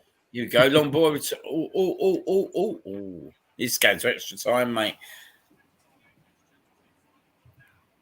Imagine if someone scored now. Fucking hell. Either side, Jesus Christ. I think the thing is Liverpool. I think they actually. I think the Liverpool fans themselves will want Real Madrid in the final to avenge what happened a few years ago. They're going to prove so costly, those two misses from Jack Grealish, you know. And that was when that free kick. That was a poor shot by Foden. That was when they took that quick free kick just then. He should have done much better. Should have worked the goalkeeper from that position. We won. What was it? Yeah, we did win. We won 3-0. We decided to stay on for an extra half hour initially. Could be an extra hour in the end for the Real Madrid. Oh, it could be anything. Could have penalty shootouts, anything here. But we decided Madrid to stay on for their Champions League semi-final game, and it's all we've got the second we've gone over to it. It's all gone off. City want their lead. It looks like they're seeing out the game, and in space of 2 minutes, Madrid have gone from 1-0 down to 2-1 up. 5-5 on aggregate. Unbelievable.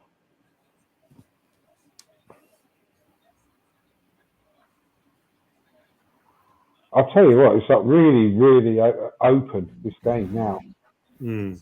I'll tell you what, mate. You do start to wonder if Madrid's name's on this cup. Yeah. Everything they've done, mate, over the last 3. Weren't they going out a second round as well or something like that? Oh, yeah, they were PSG, weren't they? They were losing. PSG, and then they, at one point, Chelsea. in the second leg of the Chelsea game, Chelsea on the verge of going through, and Benzema, the last minute of injury time, scored a goal to put them into extra time, and then scored another goal afterwards. Extra time now. I'll tell you what, this extra time with the way these players are playing, there's going to be a lot of chances this extra time. They're leaving gaps and spaces all over the pitch. They look like they're knackered or out on their feet, these players. I'm really pleased that Spurs ain't playing Man City after this game. God. Yeah, exactly. Absolutely, mate. I think it's Newcastle next, isn't it, for Man City? So Newcastle will be loving this. Do you know what? I put money on Newcastle to win that game after this game. The way Newcastle are playing as well. If they go out of here, mate, their whole season could blow up now, couldn't it? Yeah, absolutely. This is typical Man City. This is in Europe. Yeah.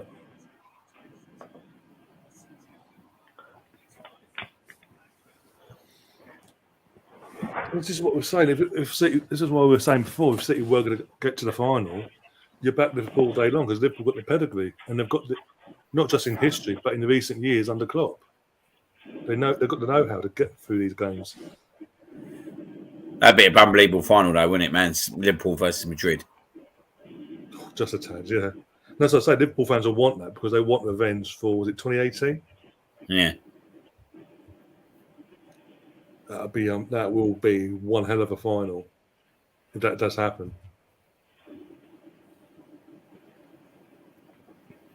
And you know what? Because it's European competition. I don't want it to be all English every fucking year. Pardon the French, but if it's a European competition, I want a European final. They're not in it. They don't know when they're beating. I've got the old Miller giving it now, haven't I? Oh, it's not that. It's just that it's like Liverpool. We were saying about Liverpool, their history and all that, and the know-how. That's what Madrid have that. They have that know-how. The Benzema's of this world, the Modric, Modric has gone off. They have that know-how for this competition. It's steeped in their club's DNA. He hasn't won the Champions League, has he? Pep, outside Barcelona. No, since he last won it in 2013, I think it was, with Barca at Wembley. Never won it at Bayern Munich, and he's obviously in 6 years now. He hasn't won it so far at City. It's a definite stain on his CV. Like, was it Gary? No, he was saying earlier, yeah. It just showed that it was purely the amazing squad and team he had, and Messi, obviously, more than anything else at Barcelona, that won in the Champions League. As soon as he's left there, then he hasn't got those players anymore. He's never won it. Was that look at that team he had? As you say, Messi, Prime Iniesta, Xavi, Busquets was coming forward.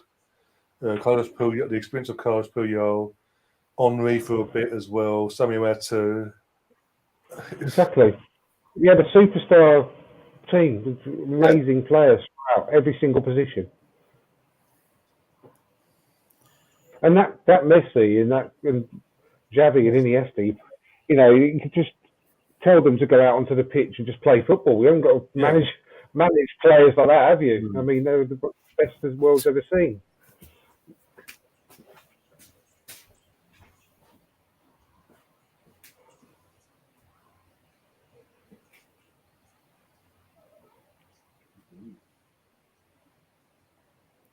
If you think about it, all he's done since he's left Barca, obviously he did a year off, and then when he came back to managing at Bayern Munich and all that. What he did at Bayern Munich is what he did at City. Domestically, he's dominating to the extent, not as much as he was in Germany, because obviously Liverpool have come along and done what they've done. But in the European stage, just like at Bayern Munich, he's failed to live up to the standards, basically. I think at Bayern Munich, the furthest he got at Bayern Munich was quarterfinals. He never got to the semi-finals at Bayern Munich, as far as I remember. And he came to Man City's first season. He got knocked out the first knockout round against Monaco. And that was the Monaco team that got dissembled the previous 6 months prior. And then the following year was Liverpool over 2 legs. Then it was Tottenham the following year. Then it was Lyon over a one-off game. And then that's the biggest stake of his managerial CV, losing to Tottenham in the Champions League. He should have got sacked for that, to be honest. Especially that Tottenham one. The second leg was at Man City. I know. I mean, if you lose to Tottenham Hotspur in the Champions League, you need to be sacked.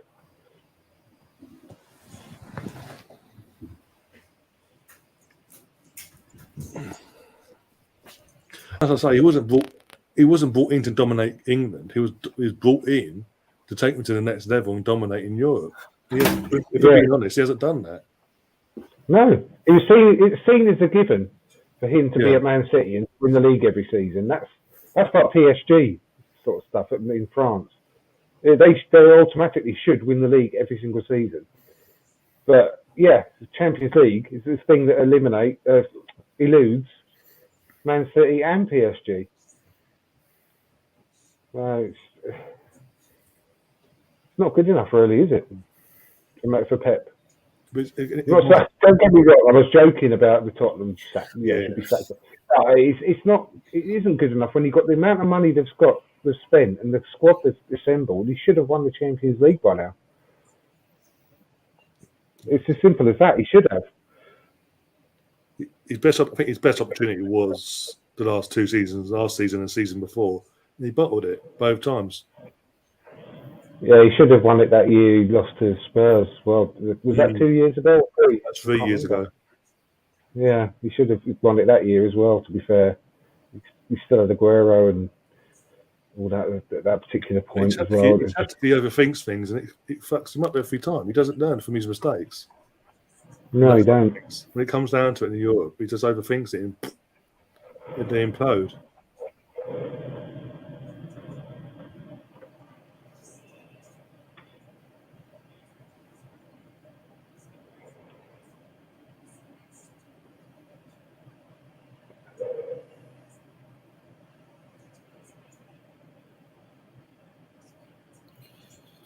Oh, mate. Oh, dear. They got a penalty. What's They got this? a penalty, Madrid. Oh, here we go. No way. They've got a penalty, man. I don't even know I've seen that. They've got a penalty. The man stepping up.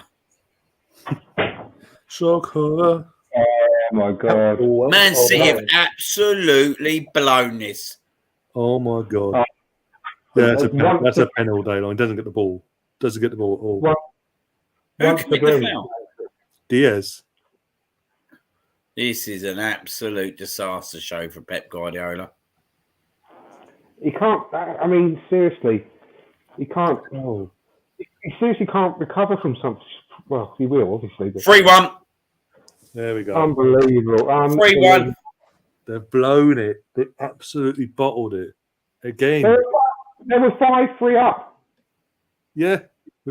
With 3 minutes to go, nil more time. They were 5-3 up. Unbelievable. 6-5 down. Wow. This is an absolute disaster. That's a stupid tackle. That is an absolute ridiculous tackle. Pep at the wheel. Set the goalkeeper the wrong way. It's unbelievable. He strokes it in. He strokes it. Fucking hell. This will go down as one of the biggest bottle jobs ever, won't it? Yeah. His reputation he's got to take a massive hit from this. He cracks it out. Is that Marcelo? Yeah. Big old lump, isn't he?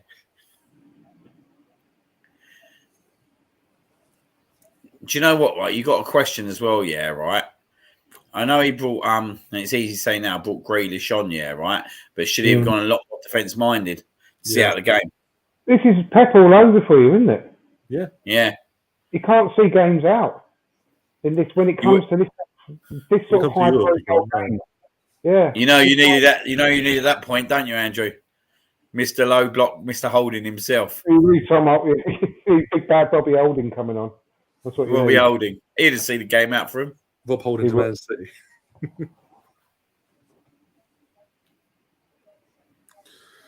Oh dear. And El Neni. Should have brought El Neni on instead of Grealish. El Neni Holding, mate, they'll sort it out for you. And he got a striker, so they could do with Eddie up there. Yeah. Put that in there as well.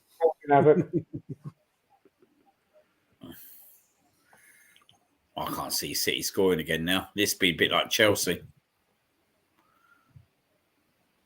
I can't believe what I've seen here. Oh, I can't. It's just Unbelievable. unbelievable. The first leg, though, as I said in the first leg, they scored 4 goals but conceded 3. If they don't concede them 3, this second leg is basically just a dead rubber, really. Yeah, but Man City was so controlling that first leg. Like, it was ridiculous how the game finished up 4-3. I mean, yeah, but I mean, it's off their own doing. It's off their own doing this. Even so, less than 5 minutes to go, and they were 5-3 up on aggregate, and they're in this situation now. That's disgusting. It's so poor. I bet Liverpool are watching this, laughing their heads off. This has got to affect their last few games in the Premier League, surely, as well, mentally wise. And Liverpool be hoping that as well, especially if they do their job on Saturday night. You've seen it so often in years gone by, even with Arsenal, where we've been in like competitions and then all of a sudden, within 1 week, we're out of all of them. You know, we crash out the Champions League, then we go and lose a game in the Premier League straight after, and it's all over. Or you lose a game in the FA Cup semi-final or something like that, and it goes from being on such a high to a low within a week. That's football, isn't it? And this is my kind of issue, man. This is my kind of issue, Man City, though, a little bit, that I don't like. I know I said like they ain't got the forwards, but I don't like. They haven't got no different options. Like everything that comes off the bench is the same kind of option, isn't it? Yeah, there's no plan A, plan B, or whatever. Yeah, it's just they're all the same, aren't they? Like they're all the same players. Like Grealish is the same for what they took off and what they bring on. Do you know what I mean? There's nothing to say that we're just going to see out this game and bring on 2 defensive players. Grealish is going to be the fall guy for this, but I said after those those 2 misses he had are going to come back and bite him on the arse. And they have, haven't they? He's come on, and since he's come on, there's a few minutes to go, 8 minutes to go, whatever it was. They've lost 3 goals, and he missed 2. Yeah. The fans are going to not be happy with him. And they're not going to be happy with Pep for bringing him on, either. Well, no, to be fair, you don't expect to lose a game in that position, do you? But with 4 minutes to go, if you're going to bring someone on, you're going to bring someone on to see out a game, aren't you? Whether you go 5 at the back or whatever you do. Do you know what I mean? Yeah. Like we know on Sunday, if we're 2-1 up with a few minutes to go, mate, we're going to see that game out, whatever needs to be seen out. Get Rob Holding on low block FC, basically, yeah. Well, he's going to do that. He'll do that, and he's done it. He's done it a few times now. To see the game out. That's what you got to do, though, ain't you? Like 2 goals ahead, mate. Just secure what you've got. You've got to defend the width of your penalty box and just put players there. Yeah. Exactly. Well, again, this goes back to obviously the early 2000s thing that we had at Arsenal. But obviously, you had obviously Gilberto and Vieira, the main 2, but you had like a Ray Parlour and Edu. Just for example, just that they're different and they can come on and put a shift in, or even up front. The strikers we had were all different to each other. You had Henry, you've got Bergkamp, you've got Viltor, you've got Kanu, all different attributes that could give that gives different options at different times when you need them.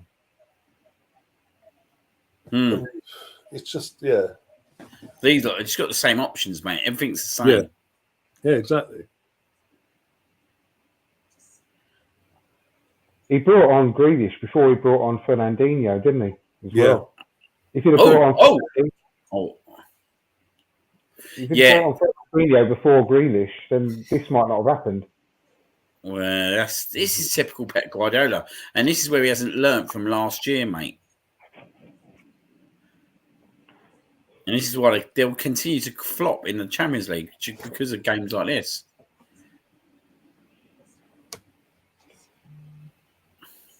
This has got to go down, like you said, though, as one of the biggest mistakes he's ever made. To lose it from that situation, 2 goals advantage, 5-3 to this. That's just. And there were 2 minutes ago, this game's over, dead rubber. I was literally saying it. Yeah. Because Real Madrid were doing absolute nothing.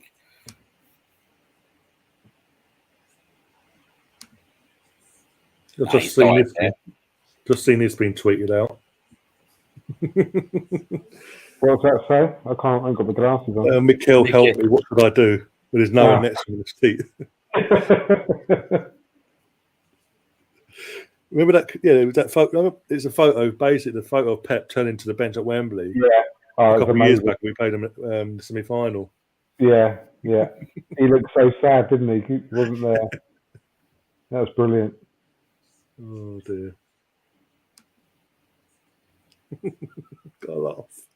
That was iconic, that photo. It was so good. I loved that. Gary saying City have never overcome a deficit in the Champions League semi, so I don't see Man City scoring now whatsoever. No, it's going to set a match now. If anything, they'll get another one. Real Madrid on the break. Yeah, and I think you're right, mate. This is going to hit them big time, mate, in the Premier League, mate. This could set Liverpool up for the whole fucking lot. Dennis Ceballos is coming on. Liverpool will absolutely be relishing this. They'll be laughing their heads off, rubbing their hands together. Fans, the team, Klopp, everyone will be loving this so much. They'll be outside Anfield for the next month now. Yeah, I think Danny Ceballos has been coming on in some quite important games, hasn't he? Yeah.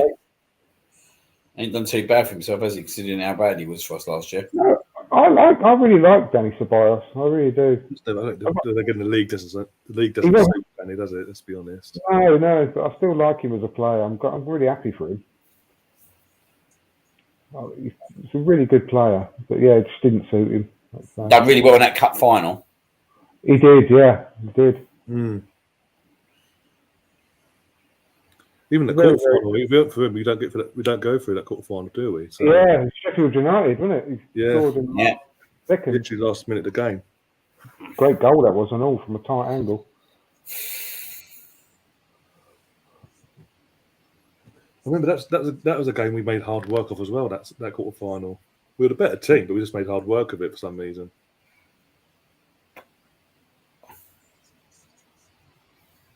Like, not even Spurs, like you said, Manchester Hotspur, not even the Spurs bottle what they've done, mate. No. Right, I don't know about that. Yeah. Spurs are just bottle the final.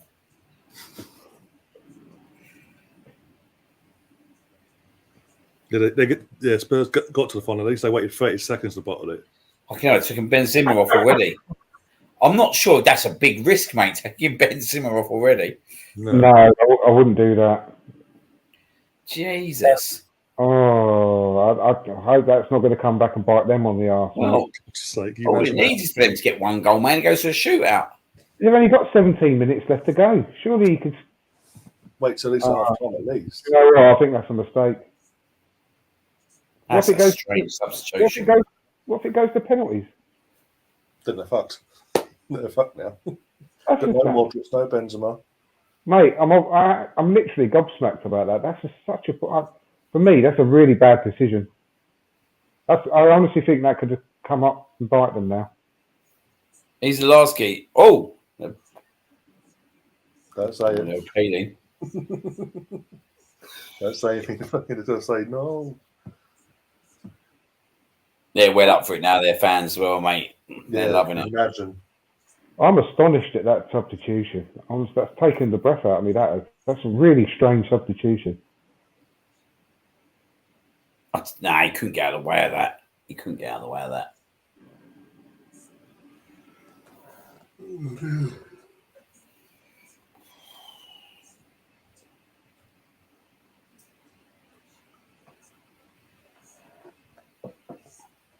It'd be interesting who replaces old Go on. Oh, just didn't fall right from.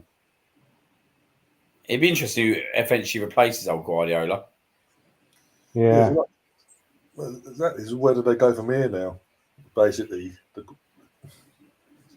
don't know where they go, mate. To be honest, because they literally went from obviously Mark Hughes is the guy to sort of like the Eddie Howe Newcastle now, the guy that's Premier League proven, get them settled, get them in the right path, going in the right direction.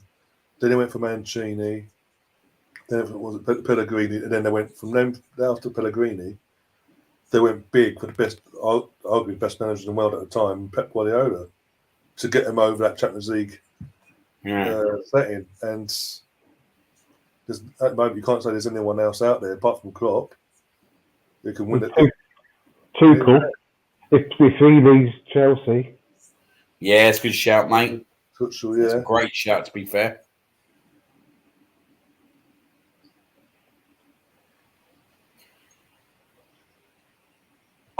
Oh, he's missed it! He's missed it! Oh, shit. City or Madrid? City. Fernandinho. Oh. Of all the people, Fernandinho falls to Fernandinho. With all due respect. I don't know about shit. I'm happy. I really want the City to lose this now. I want Real Madrid to go and win it. Oh, mate, that's a big miss, though. That is. If Madrid go through on the final, we're all Madrid fans. Oh my God! How the hell did he miss it? Oh my word! Literally. I don't know. Does the goalkeeper's Courtois' fingertips put him off? Oh my God! That's like a Gascoigne miss, isn't it? Like From '96. Mate, I was going to say that. I was going to say that to you. It is, isn't it? Oh, and it's half time. Blimey! Because I'm just thinking maybe it's when Courtois getting the fingertips threw him off a bit. And he's just like last minute threw studs at him. It's a good touch by Courtois. Good header on by. What do you think about this? Maradona's match-worn shirt from the England Argentina. Oh yeah, I sent you that on WhatsApp, didn't I? Yeah, £7 million it went for. That's ridiculous, isn't it? I mean, that's pure gold. That's priceless, isn't it? Really. I mean, to own that. I mean, he must have been. I mean, he's not going to be the well-off Steve Hodge. You didn't earn that sort of much money back in those days, did you? No. So, but he's obviously made up with £7 million. But I'm sure he would have preferred to keep it if he could. I mean, that sort of thing. It's never going to go down in value, is it? No. It's only going to go one way. Yeah, it's always going to go. The price is always going to go up, up, up. Yeah. Because of what it is and who it was that wore it.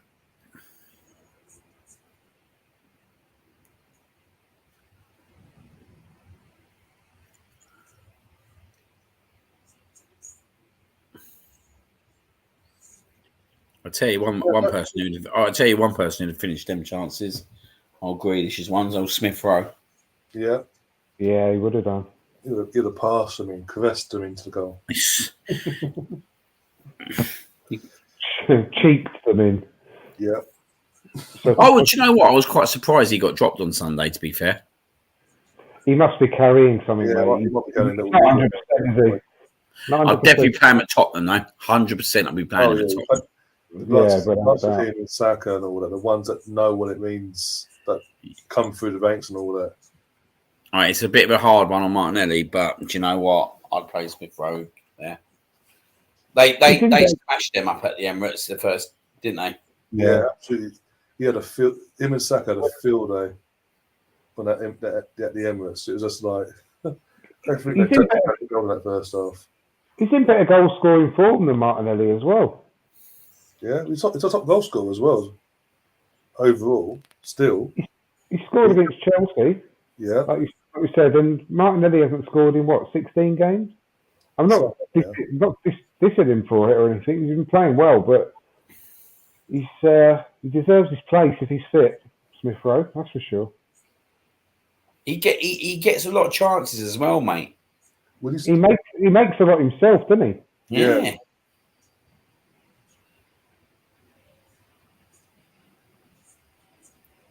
What does it say? He's not afraid to shoot either. You look at the goals that he scored this season. Do you know? I think it's going to score. I think it's Odegaard will score there if anyone.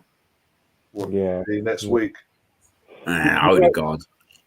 He's always, the prediction thing that you do on the Arsenal website every week for the games, and Odegaard's always the one I usually put down to score first. Do you? Yeah, I think he's always likely to come up with a goal. I know it sounds stupid because he hasn't got that many this season, but I'd always fancy him to score a goal. What do you think of Phil Foden?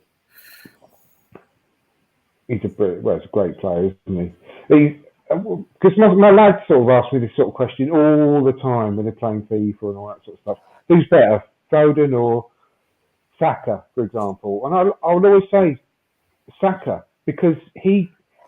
Can you imagine putting Foden at left back or right back or left midfield or right midfield or anywhere, number 10? He's a brilliant player, but he's not as adaptable or as good an all-round player as Saka, is he? He's a fantastic player. Don't get me wrong, but he's just not a complete player like Saka is. I was looking at it. I know I got totally dismissed on it today, but they put that. I see that thing up that Ronaldo when he was 20 and Saka when he's 20, and Saka's stats are like much better in terms of goals and assists. It's incredible when you think about it, what he's done at the age of 20, really. Yeah, absolutely. And what he's experienced as well. He's going to be Mohamed Salah in the future, I'm telling you. You look at Mohamed Salah when he was 20. He's doing nothing like what Saka is doing. No, exactly.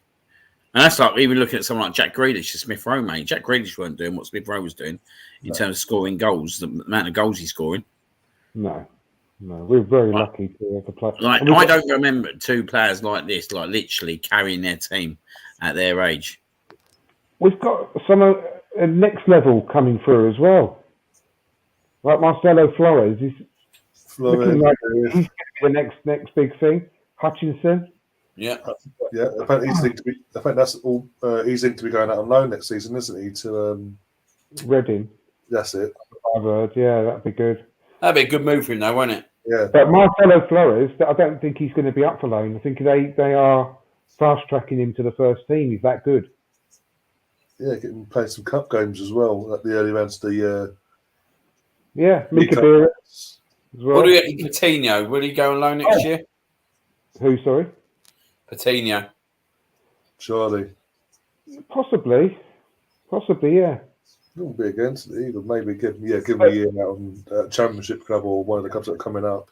But I honestly wouldn't be surprised if Brooke Norton-Cuffy comes in as Tomiyasu's understudy as well next season. He's that good. I get Reece James vibes from him. He's that good. He's really impressed over, was it Lincoln he was at this season? Yeah, he's absolutely outstanding, mate.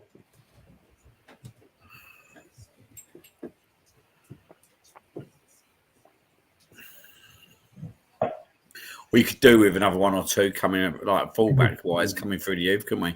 Like really good ones. Yeah, we have. That would sort us out. That would sort us save some money on them positions. We got so many decent youngsters, mate. It's unbelievable. But it's getting in the game. Our academy's on the way to being probably the best in Europe at the moment. It's alongside like the Ajax academy with the way things are going. I know it's early days, but Per Mertesacker is doing such an amazing job. It's unbelievable.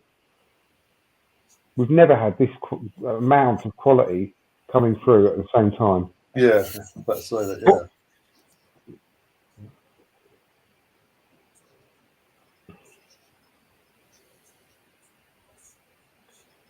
Yeah, and I put in the group chat on WhatsApp. There's a really, really good.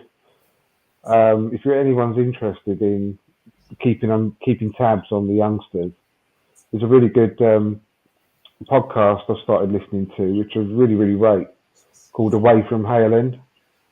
And I've been chatting to the guy who does it, called Will. And he's coming on my podcast on Tuesday, so that's going to be good, interesting listen as well. There's nothing he doesn't know about the players from Hale End, but the ones that are out on loan especially.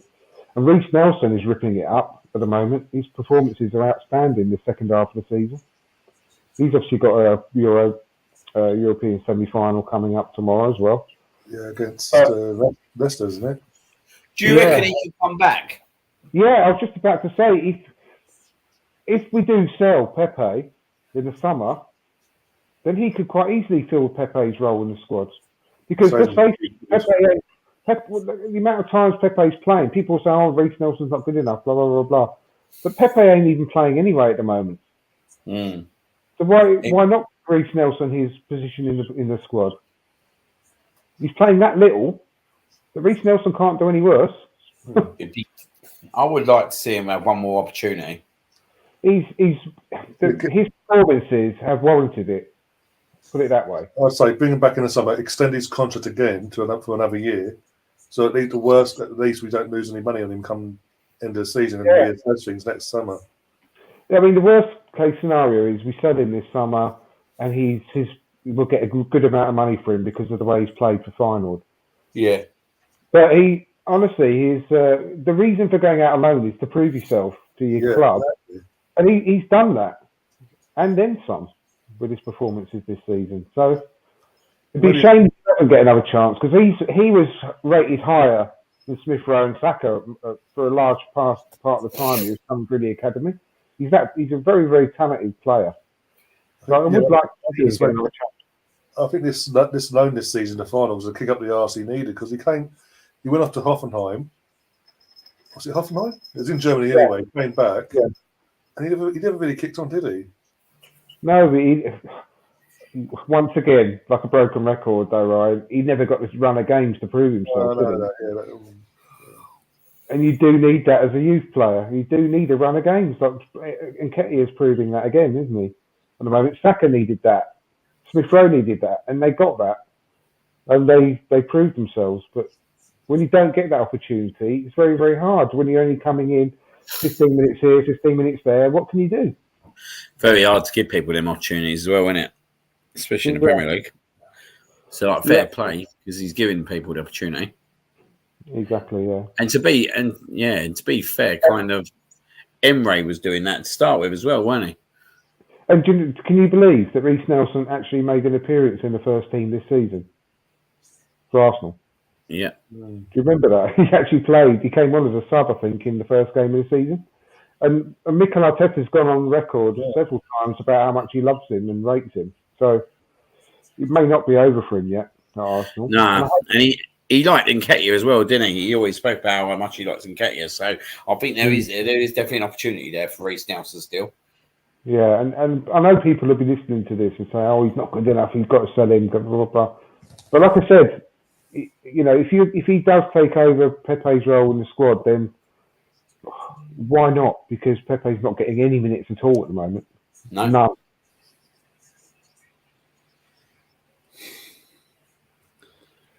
Gary saying, so Pep for Arteta switch if he was a Champions League semi-final and 1,000 in the Premier League, laugh out loud. No, I'll stick with Arteta. Let him finish the job that he's done. Obviously, you know. So no, I think personally he knew that Nelson weren't going to get the game time this season, so it's like Saliba, isn't it? Yeah. No, I'm getting frustrated with the Saliba talk here about it all still. Like, how much more do we want to discuss William Saliba in terms of like why he went out on loan and all this kind of stuff? The thing is with William Saliba, and I've said this on another podcast recently, on my own one, is like, I mean, it's only an if, and it's speculation, because you're only going on what you read on Twitter or, you know, articles by journalists or whatever. But there's always been mentioned about his egos, thinking that he's only going to come back to Arsenal if he's going to get playing time, go straight into the first team. And if he's got that attitude, then that puts me off him straight away. I want him to come in and fight for his place, not walk straight back, expect to walk straight back into the team and that's it. He's a young player, right? And he's immensely talented. And don't get me wrong, I want him to come back 100%. I put that on record. But I don't want him to come back with that ego, expecting to just go and displace White or Gabriel. I want him to come back in and think, right, I've got to fight my way into this first team. And when I do, I'm going to not let go of my place because I'm going to play that well. That's the attitude I want. And that's the attitude we need in this squad now. And that's what the sort of players have been buying. So that worries me a little bit. And I don't know if that to be a fact, but that's the attitude he's got. But if it is, then that definitely puts me off him. Yeah, it's hard to say really at the moment, isn't it? What is it? What is his attitude really? Like, really, none of us know, do we? But he certainly ain't going to be able to come back into that squad and kind of expect just, especially if they get Champions League football, like, he should be quite fortunate he's coming back into a club that is in the Champions League, do you know what I mean? Which gives him a lot of opportunities, especially now. We've kind of filtered a squad out in terms of getting rid of like players like Chambers and all that kind of stuff. That he knows that once he gets the opportunity, as long as he takes it, he's got a good chance of getting in the team. But you got to wait for your opportunity, ain't you? Like everyone does. Yeah, he just needs to be told that, you know, if he's coming back into the team, then yeah, you're one of 4 central defenders. Yeah. I'm going to play you on form. I'm going to play the best players that are on form. If you get your chance, you've got to take it with both hands. And he's got to have the attitude that he's up for the fight to displace one of those really good centre backs we've got at the moment. Yeah, like this would be the best lot of centre backs we've had since. Well, yeah, they ain't at this criteria, but like when we had Adams, Campbell, and Keown, do you know what I mean? Like it was rotated. Yeah. Oh, is that penalty? Oh no, I think he's a good goal kick. This is petering out for Man City really badly, isn't it? Yeah, they're done, mate. They're done. Considering the fact that they should be so desperate for a goal. This is a tragic defeat for Man City, mate. It really is. Really, I don't know how they kind of recover from this one. It's an embarrassing defeat. Definitely embarrassing. Like, that's a big game Sunday now, Newcastle. Like, I don't even know where to think what they'll be like against them, because this is going to take a long time to get over. I'm not a betting man, but if I was, I'll probably put a few quid on Newcastle to win that game. Yeah. Yeah, just because of one of the group chats, one of the WhatsApp group chats, James Rowe, just because obviously since this is all happening, it's all that one of them has just gone constant, like they're talking back and forth about this. And James has just come out and said that you can't buy character. You have either got it or you haven't. Especially when it's do or die in European games. Man City had their best chance to win it last season. £1 billion can't change the fact that before they were brought, Man City were known for promotion or relegation. And back in 1999, only 23 years ago, they were playing like the likes of Gillingham FC. Yeah. Exactly. This is what I was talking about earlier on in the game. There's something inside this team that hasn't got that character that they need, that will get them over the line, regardless. Jack Grealish, fucking hell. He's going to become the fall guy of all this. Yep, he is. Man City fans are not going to like him after this game. 3 minutes. I don't know where 3 minutes has come from. 3 minutes? How have they had 3 minutes in extra time? Has there been many substitutions? No, I don't know, but Guardiola, he sounds like he's arguing against it. It's only 3 minutes. Oh, that's awful, mate. That's awful. They've been absolutely awful, mate, Man City, since the goals. Since they were 5-3 up with 5 minutes to go. I'll tell you what, though. This actually works out well for us. Do you know why? Because Liverpool now will be looking at this and thinking, do you know what? Newcastle might go and do them on Sunday. We need to get that win. Yeah. Liverpool might be thinking, do you know what? Like, how are they going to get over this? As long as we beat Tottenham, we might win the Premier League as well now. Yeah, that's the difference. I mean, they'll be thinking that anyway, Liverpool. They've got that mentality, haven't they? They'll be wanting to... They're not... You can't damage Liverpool mentally as much as you can this Man City side.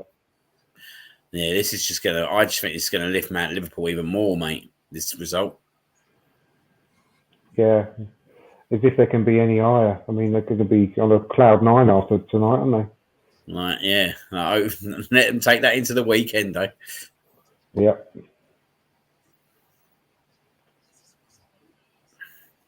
This will definitely give them an extra boost if they even needed it. Definitely. Yeah, because they'll know, mate, how damaging this defeat is for them. Like, this is such a damaging defeat in so many ways. It'd be a good final, actually, won't it? This Real Madrid side versus Liverpool. I think it actually will make it a better final, to be fair. Yeah, it will. Definitely. I'm more likely to watch it. Yeah. 100%, yeah. Anything can happen with this Real Madrid side, can't it? Like they're trying to whack a cross in the box, mate, but all they've got, right, is little playmakers in the box. Well, that's another thing, as you say, in terms of the strike. We were saying earlier about, as you say, all the players that Man City have, all all the sort of same height playmakers, There's not one play they have you can say they can bring on. He could be an aerial threat in attacking sense. They should have brought back Weghorst, shouldn't they? You see Man City without Weghorst up front. That's where blown up. That's where it's actually blown up 10 seconds early. That's why I think we Wenger and the early 2000 Arsenal team benefited because we had the height of Carnu, that's unbelievable. Carnu. You had the Viltor, the Henry, and Bergkamp, but with Carnu, the height, the aerial play, you had everything. He's the coolest bloke around, isn't he, Carlo Ancelotti? Never gets flustered under any circumstances. Bye, City. I can't believe what we've seen tonight. Honestly. Little City. I honestly can't believe what we've seen. It's unbelievable, mate. In a way, you almost can't you? I mean, if any, it is so unbelievable. I was calling it game over, mate, after the 89th minute. Yeah, it's all like going on. It's just mental. Honestly, mental. Mate, they were battering them, though, weren't they? They were whacked like the keeper was making saves. Fucking Grealish missed 2. They're just saying in the chat, in the WhatsApp chat as well, that with obviously a couple minutes to go, Madrid fans started leaving, and literally as soon as the equaliser were winning, they all tried to get it back in. Grealish is on his haunches. I came here to win the Champions League. Get me off this screen. The Arsenal miss it. What a choke. A choke job by City. Little City. Not even we've done that, have we? We've done that one. Yeah, I can't think that we've bottled it like that ever in my lifetime. Hell, mate. No, when we're up in Champions League finals, we see the game out. He must be sitting there thinking, actually, what the hell was I doing at Everton last year? Bobby Holding, mate. That's what we got. They haven't got big Bobby Holding. Mate, if they brought Bobby Holding on stage, mate, Man City, they wouldn't have lost that game. No chance. No chance. I just can't believe they bottled it, though. Literally, as you say, 90th and 91st minute, within a space of a minute and a half or so, they just threw it away. There's only one team winning it then. Madness. Imagine like you're a Man City fan and you're out there, mate. You got to go home, mate. Jesus. You're probably giving it large all week as well after winning the first. Mate, you giving it large in the 89th minute. I'll bet on anything. Oh, it's like Steve McMahon at 89, go at the end of the match, putting his finger up. 1 minute. Then bang. Bye. Oh, Dave, I can't believe that. See, until we turned the game, it was down 0-0 going nowhere. We turned the game on 3 goals coming on. Well, 4 actually overall, but still. I'm pleased though. I mean, Man City again, it's similar to Chelsea. This is why it's nice to see Man City not getting everything their own way, even though they've got all the money in the world.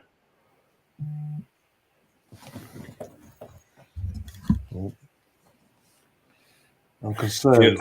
Mate, they could proper blow the Prem now. They got some tricky games, mate. They got to go Wolves and West Ham away, Man City as well. Yeah.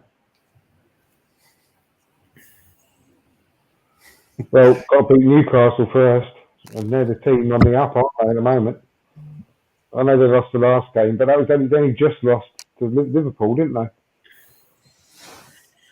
It was very close. Yeah. It's going to be. If they can keep Liverpool down to 1-0, they can certainly do the same to Man City or better. Who mentally going to be shattered, physically shattered as well. On Wednesday, so they won't get back. Probably won't get back till late afternoon tomorrow. Then it's like the warm down training, and then prepare like a day and a half to prepare for this. I mean, for Sunday, sorry. Whereas Newcastle, players be fresh, and yeah, they've got nothing to lose. Whereas City have got everything to lose now, especially if Liverpool do their bit on Saturday night. Imagine they bottle it completely.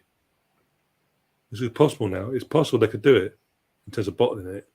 Yeah. He's a bit of a joke, isn't he, old Hazard? Sounds about right. Yeah. Did he even play tonight? No, I don't think so. He don't play at all anymore, does he? He's a joke, isn't he, mate? He's an absolute joke. I think. Well, how many games has he played since he's been there? I mean, he's probably played less than a season in total, I'd imagine. I mean, I don't know, but that Marcelo's cracking me up, mate. He's such a big old boy, isn't he? Yeah. Exactly, Alpha as well. Alpha saying Man United fans right now. Imagine being a United fan and watching your two rivals in the Champions League semis, one of them in the final, and both batting it out for the Premier League champions. Jesus Christ. That's like us being an Arsenal fan and watching Tottenham go toe-to-toe with someone, basically. Like Tottenham and Chelsea going toe-to-toe for titles. Jesus Christ, we're sick. But thankfully that's not going to happen anymore. Touchwood. It's not happened in my lifetime, thankfully. Oh dear. Yeah, no, them not had their chance and they bottled it, literally. Yeah. Oh dear. I still can't believe that literally going back to 2016 when the last game of the season, we beat Villa 4-0, and obviously it went to a already relegated Newcastle. Got battered 5-1. I think that must be when Spursy went into the actual dictionary after that. Could happen again, couldn't it? They go to relegate Norwich. Oh, imagine that, bloody hell. I'll piss myself. Get beaten 5-1. I'd pay good money for that. I pay a lot of money for that at the moment, mate, I'll tell you. 10 minutes after the full-time whistle, breaking news. Carlo and Antonio Conte has left Tottenham. He's not used to this losing mentality. Yeah, he left at half-time during the game. Oh, my God. I'd say it's going to be a bloody good final, though. Oh, yeah, that'd be better. Liverpool-Madrid would be it's a better final than what it would have been if it was Liverpool-Man City. Yeah. I bet all UEFA are happy as well. Oh, yeah. Well, how many times have Liverpool won it in their history? 6 or 7 times? Six times I've won it. And you've Madrid, 13? I Yeah. think. So between them, they've won 20 European Cups. That's unbelievable. 2 teams together in the final. That's good, isn't it? And that's going to be the selling point of that for marketing, isn't it? Literally, European giants going toe-to-toe. I mean, when did the competition even start? I mean, for Champions of Europe, whatever guise it's been in, when did it start, I wonder? Say, I don't know, say it's got to be like 30s, 40s, well, maybe even later. What's that? Say 40s, just for argument's sake, 60, 70, 80 years. So these Liverpool and Real Madrid have won it a quarter of those years, 20 out of 80. 2 teams. Yeah. That's mad when you think about it that way.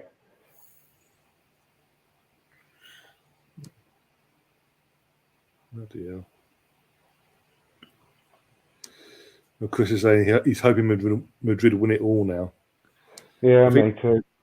I think literally every fan in England now, but who doesn't support Liverpool, will be a Madrid fan on that final.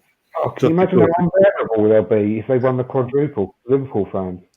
Can you imagine how unbearable? I mean, only dogs will be able to hear Jamie Carragher's voice. Oh, yeah, can you imagine it? Oh, seen us as well.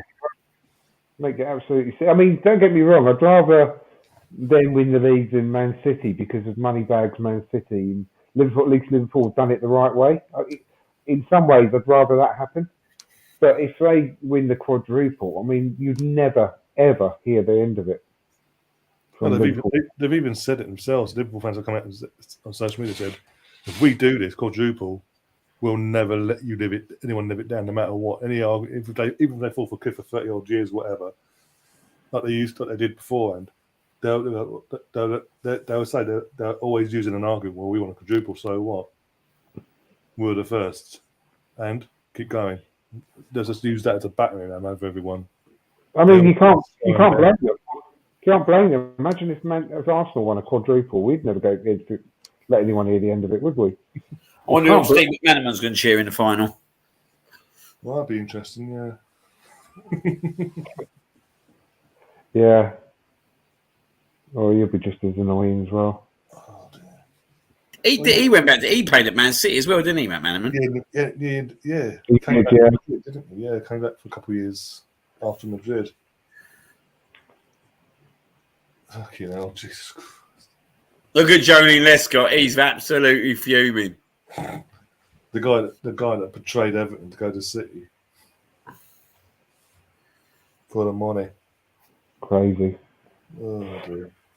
Anyway, lads, I'm going to love you and leave you now. Yeah, mate. Yeah, I'm going to go as well, mate. I'm going to wrap things up. Cheers, guys. So obviously, what is it? Nearly 4 hours. Jesus Christ. Yeah, it's nearly 11 o'clock, isn't it? Jeez, it's been a long one. A very long one tonight. Thanks everyone everyone in the chat that's come along and kept us company and stuck by us for both games in the end. Hope you enjoyed it. Obviously, the main thing is Arsenal did win 3-0. They missed the penalty, which is fantastic. The title race goes down to the last day. We do our job away to West Ham. We just then got to see what United can do for us at Chelsea and see what happens there. Apart from that, we'll be back tomorrow with myself, Andrew, and Steve for the weekly podcast. Catch up on everything, all things Arsenal. Look forward to what's coming up on Sunday. And then Saturday, I'll be back for the Match of the Day stream. And then literally back-to-back watch-alongs. Literally bang, bang. Midday kickoff for the women against West Ham. And then straight after, within 50 minutes of that, kicking off at the Emirates against Leeds. And yeah, it'll be very, very interesting. Hopefully be a very, very good day. And we can then from there looking forward to the big one on next week. But until then, we just concentrate this weekend and we just go with the flow. But yeah, thanks to Andrew and Liam as well for coming in and keeping me company and having a laugh, having a good chat along the way. Dear, and yeah, until then, as always, up the Arsenal. Come on, you Gunners. Come on, you Gunners.